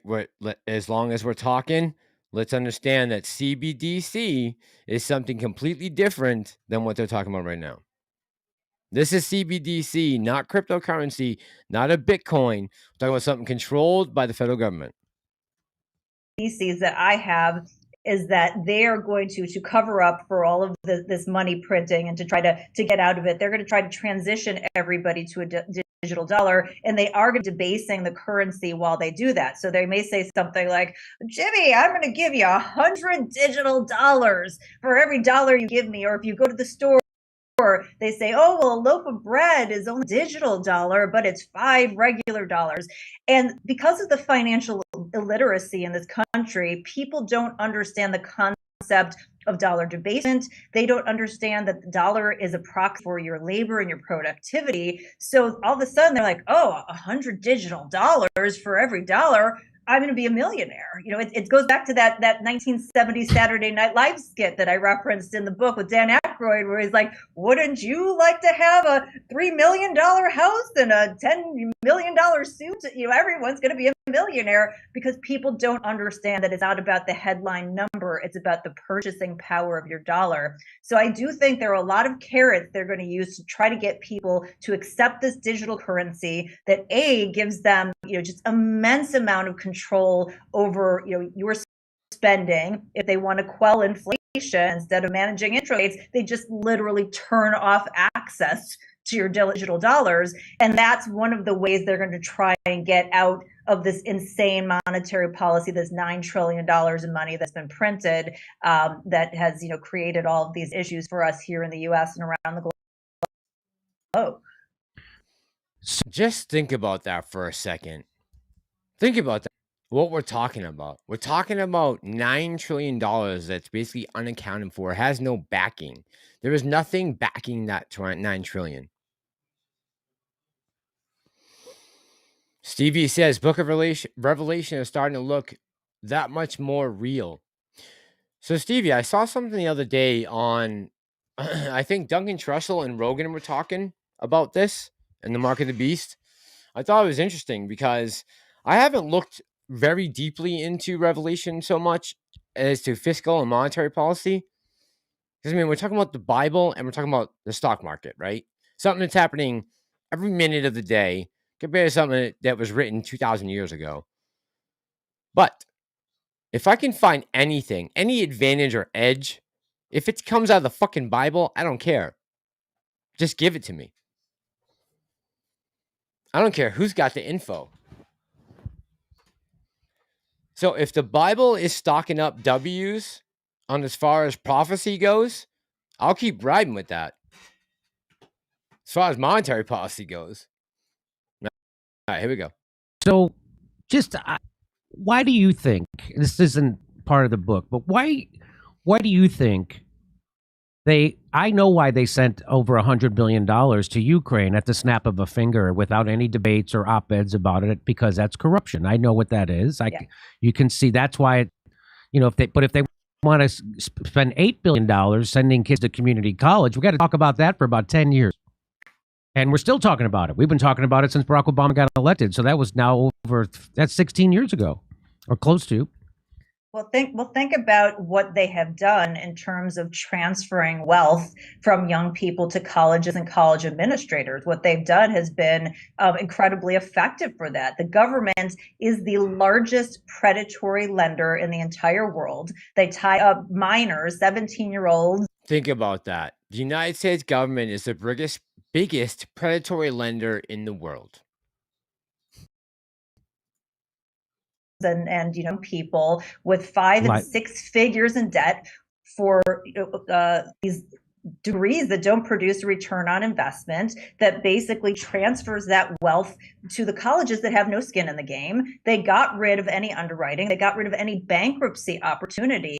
And so not only are the colleges getting richer and the administrators getting richer, but you have these young people who are coming out who they are making more in terms of income on a little bit of a basis, but their balance sheets are completely blown up, and they have so much debt that they can't even think about buying a house if those housing prices were already inflated and they had to compete with Wall Street. They can't think about making other investments because they have just been sold a bag of goods, and the colleges have absolutely no skin in the game.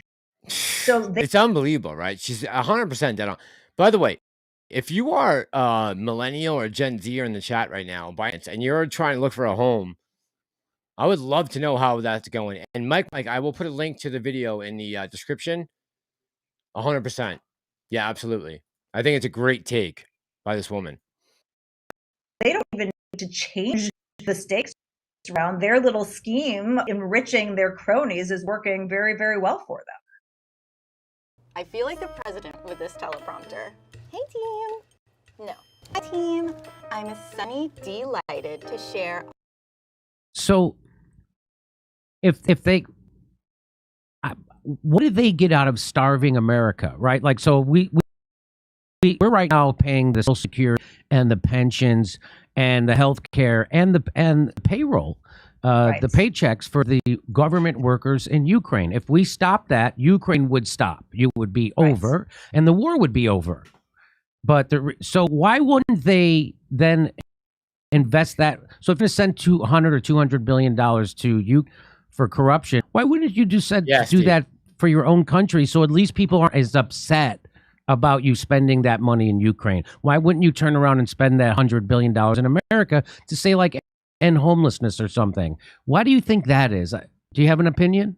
Yeah, because I don't think that they actually care about those things. The people who are attracted to politics are the last people that you would ever want in place. Like, if somebody actually wants that position, it's the last person you should put in that position. It's the people who are kicking and screaming like, no, don't put me in politics. I don't want any piece of that. Those are the people that we should be bringing in. They want the power and they want the wealth. And the way they believe they get that is by expanding the government's purview and having more opportunities to make these deals with their cronies and legally launder money, right? That's what Congress is. It's political theater and legal money laundering.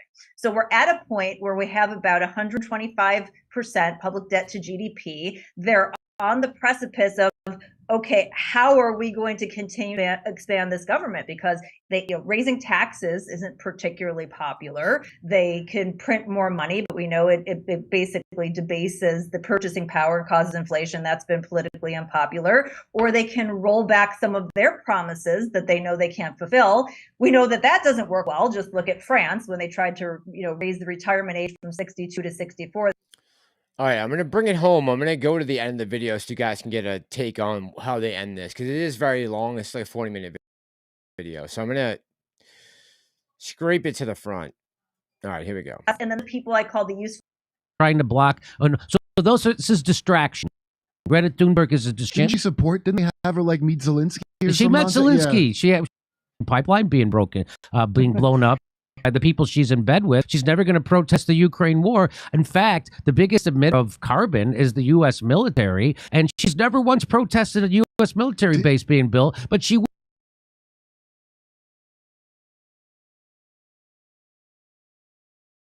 happens. And if they bottom 80%, if we want something to happen in legislation, it never is reflected in legislation. It's only the upper 10%. So we don't have free markets. We have rules that are written by corporations to protect the corporation against everybody else. And I would offer it's not even the top 10%, and it's not even just people who are wealthy. It's just a smaller circle of people who are elite and connected, trying to do things for their own benefit.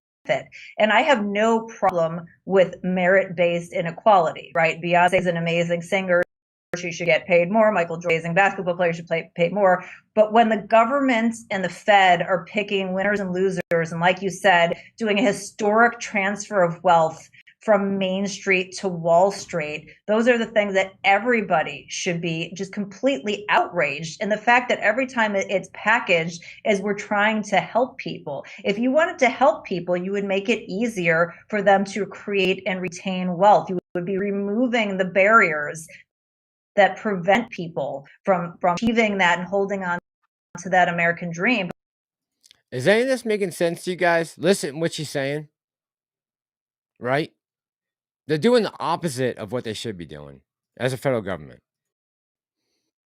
The government has, as you know, politicians and a handful of big corporate entities that basically are doing everything for their benefits to the detriment of everybody else. And that's why people need to better understand these forces, because it's hard to try to make the change if you don't know where it's coming from, and you can't, you may have identified part of the issue, but if you don't fundamentally baseline understand the full issue, then again, you end up with, like you said, the Bernies and the AOCs, the people who say that they're fighting for the middle and working class, not doing so. And I like what you said. I don't listen to what they say. I watch what they do. I started doing, again, COVID was a big eye opener for me. And so climate change, just like COVID was used to control you and to bankrupt you and transfer wealth upward, so is climate change. And so the people who say that they're afraid of climate change are doing nothing to fight climate change themselves, but they want you to make all the sacrifices to fight climate change. But it's never really fighting climate change. It's just about controlling you. And so this Greta Thunberg, she's never going to protest the Nord Stream pipeline being blown up by the people she's in bed with. She's never going to protest the Ukraine war. In fact, the biggest emitter of carbon is the U.S. military. And she's never once protested a U.S. military base being built, but she will go sit down and try to pretend she's trying to block. So this is distraction. Greta Thunberg is a distraction. Didn't she support? By the way, what do you guys think? Thunberg an distraction? I believe so. Without a doubt, Greta Thunberg is a complete distraction from what's really going on in the fucking world. I mean, she is propped out there every day. This little 21-year-old girl, however old she is, has no clue what the fuck's going on in the real world. But they keep rolling her out there. It's unbelievable. Didn't they have her meet Zelensky or something? She met Zelensky. Yeah. She went and had a big meeting. Why is a environmentalist going to have a meeting with a warmonger, a war pig, right? And we get some more green bombs or something. Again, this is so do you see this happening where climate change is being the first thing they're doing is shutting down Dutch farms? And I'm like, well, that wouldn't be the first thing I would do to fight climate change. So I know this is a scam. Right. So I call this in the book, there's a section called the Hollywoodification of crisis. And I sort of imagine John Hamm in his Mad Men role sitting around with table being like, how do we extract wealth from a whole group of people? I'm like, oh, I've got this, incredible idea here. We'll have this thing and the stakes are huge. We'll call it climate change. And we'll have these good looking people, tell everybody it's an existential threat. And then you've got all these profiteers who are making tons of money, and you kind of, go down the line. Reality is, going back to actions, is that if people thought there was truly a climate emergency, they would act entirely different. The people who are telling you the sea levels are rising. Yeah, no offense, but John Kerry, Barack Obama, Joe Biden, and Kamala Harris all have summer homes with no with no solar panels on their roofs. So what does that tell you about the people who are supposed to be protecting the climate? If they're not getting on board, are they really that scared of what's going to happen? I don't know. Oceanfront mansions. The people who are telling you not to fly are flying around on private jets and having steaks while they're telling you meat is bad for the environment. And again, we can all see the numbers that even if you believe that certain things are bad for the environment and that we as humans 1796 Patriot. I know that. I want everybody else in the audience to know that. this opportunity to control them, you would go to like, okay, well, here are the most important things. You've got these polluters, China and India, we would crack down and we would get tough on them. We wouldn't care about like Carol's gas stove that she turns on 2 times a year to make pasta because all she knows how to do is boil water, right? Like they're not the actions of people who actually care about climate. They care about control. They care about profiteering. And again, this is just a giant scam that probably started with good intentions because we all want to be good stewards of the environment and gets co-opted into us having this profiteer class and then the people I call the useful idiots. And again, this is also happening, and Vivek has talked about this. This is the Trojan horse that is the social aspect of ESG being implemented for the economic part, right? So understand that. They get ROE, return on ego. They get to put a nice emoji in their bio. They get a pat on the head. Not return on investment, return on ego. Maybe they get to go to the White House for a photo op or something. And because they get, this kind of tangible, you're with the cool kids group, then they're the ones running cover, although they have no idea what they're talking about. And so it's important for us to call out this nonsense when people are being hypocritical or when there's an actual issue, to just destroy that with reason and fact over and over and just say, I just reject this argument and I reject your actions. And at some point in time, enough people will be saying that. Are you surprised that all the people that you do TV shows with, everybody in the corporate media went along with Fauci and the lies of COVID? Aren't you surprised about that? I was surprised. Are you guys surprised about that? Or does it make sense? Mike says, love me a good porterhouse. Man, that sounds good right now, Mike. But honestly, are you guys surprised about the COVID reaction?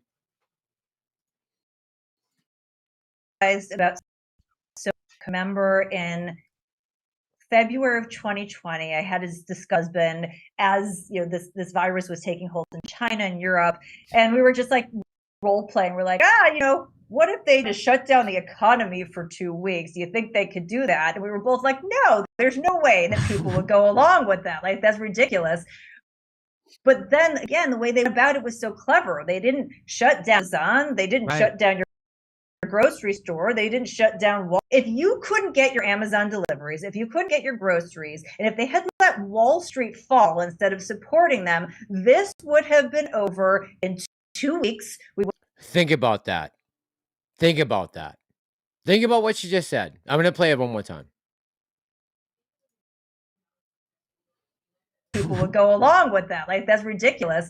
But then again, the way they went about it was so clever. They didn't shut down Amazon. They didn't shut down your grocery store. They didn't shut down Wall Street. If you couldn't get your Amazon deliveries, if you couldn't get your groceries, and if they had let Wall Street fall instead of supporting them, this would have been over in 2 weeks. We would have gone to a mitigation stance, but they didn't do that. They took all the people who weren't well connected and they penalized them and they picked the winners and losers.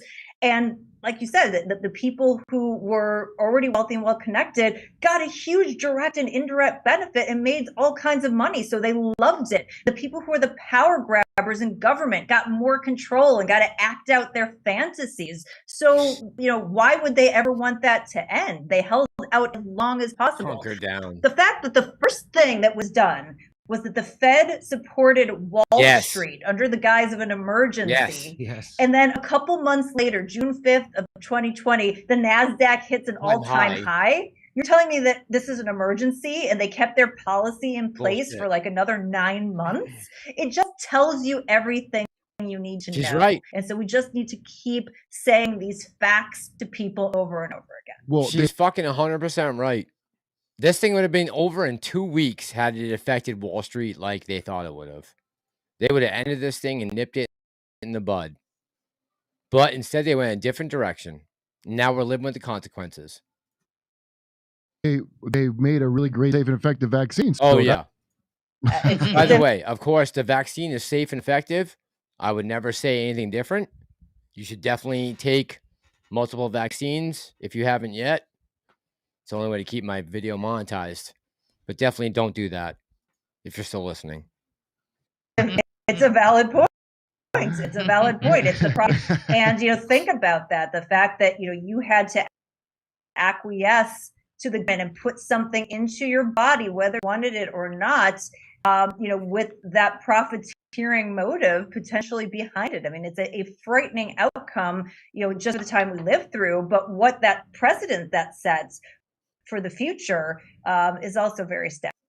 Well, everybody should check out her new book, You Will Own Nothing, Your War with a New Financial World Order and How to Fight Back. There it is, Carol Roth. Thank you for writing this book. All right. So I just wanted to show you guys that real quick.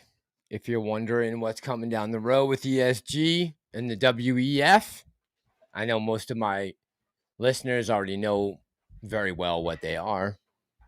We'll be talking about it more in depth as I talk about my road trip and what I discovered traveling the country. And the fourth turning, it's definitely happening. No doubt about it. The fourth turning is definitely upon us. There's just no other way to really describe it. If you'd seen what I'd seen, and you guys, I went from the East Coast to the West Coast to every small major city you can imagine. And I heard the same things over and over again. There are things that I heard exasperated by everyone or exacerbated by many people about things they want to push for and things that they want to take away. And they were very clear and concise.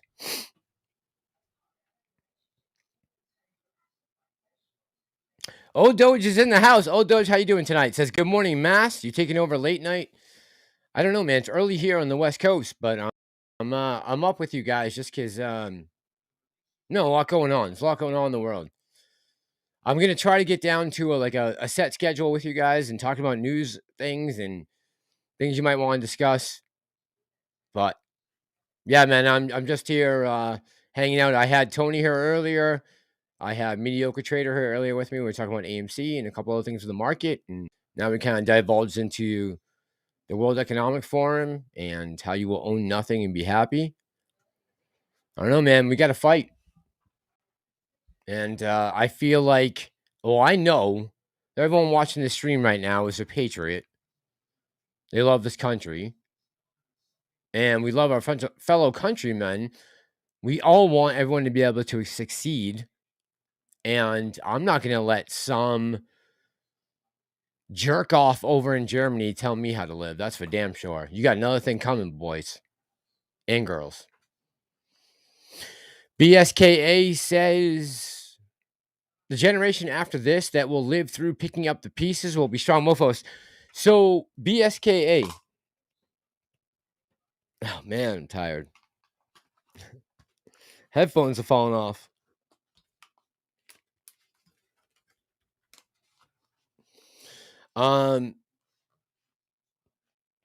Yeah, to me it seems like right now, and maybe this is just me because I'm the offspring of a boomer.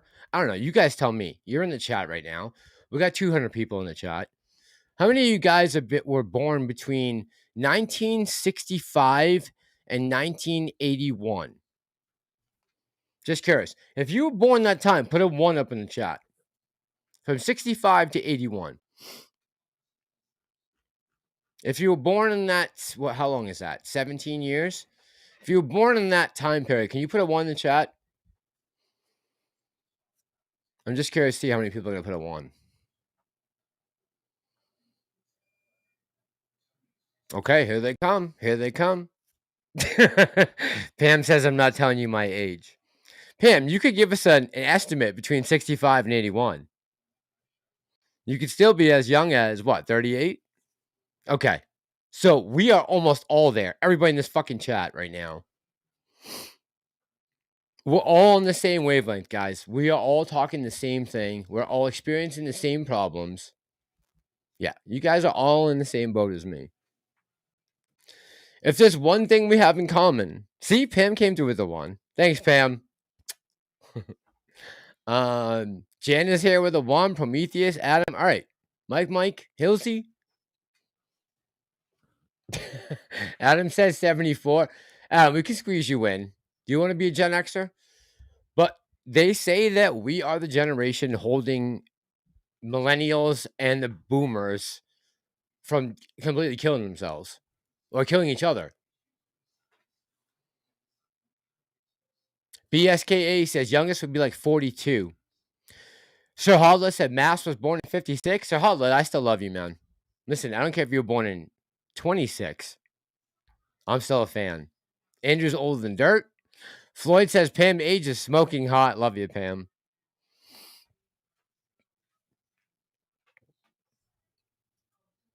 So if you saw my Twitter the other day, I put this post up that 1796 Patriots referring to. Hard times make strong men. Easy times make weak men. Yeah. Listen, there's not everyone in this generation X that's weak. There are some of us out here who are going to continue to fight. I even said it tonight. I said, if I have to fucking run for Congress when I come back, I'll do it just to get some damn legislation in the office. I don't know if I can win, but I would try just to pass the legislation. I mean, somebody's got to do it. Somebody. Adam says, I'm definitely Gen X. Jared Lighting says, we are the glue genennials. All right, so I've heard a lot of this too. Where's Jared Lightings? He says, we are the... Yeah, I've heard that. The Xennials. Xennials? Holding the two generations together? So Huddle said, I'll vote for you. All right, so Huddle. Just, you got to make sure, there's got to be some stipulation in my contract. I can't be, what's the word? You know, I can't get sucked up into the swamp. I just got to get there, get the legislation on the floor, and get out. I don't want to stay too long. Andrew says, run with Tulsi or Christy Noam. I'll be your campaign manager. I would run with Tulsi or Christy. I love a strong woman. All about it. 1796 Patriot says, everyone has to do their part. And you know what? Here's the thing. I don't feel like I'm any more special than anyone else. I'm just the same as you guys. I'm fucking no different. Everyone in this chat right now, there's nothing special about me that makes me any different. I just turn the camera on and I have a computer. We're all feeling the shins. You guys are in the same exact boat I'm in. Janice says, absolutely not voting for Kenny G's puppets. No. No. No.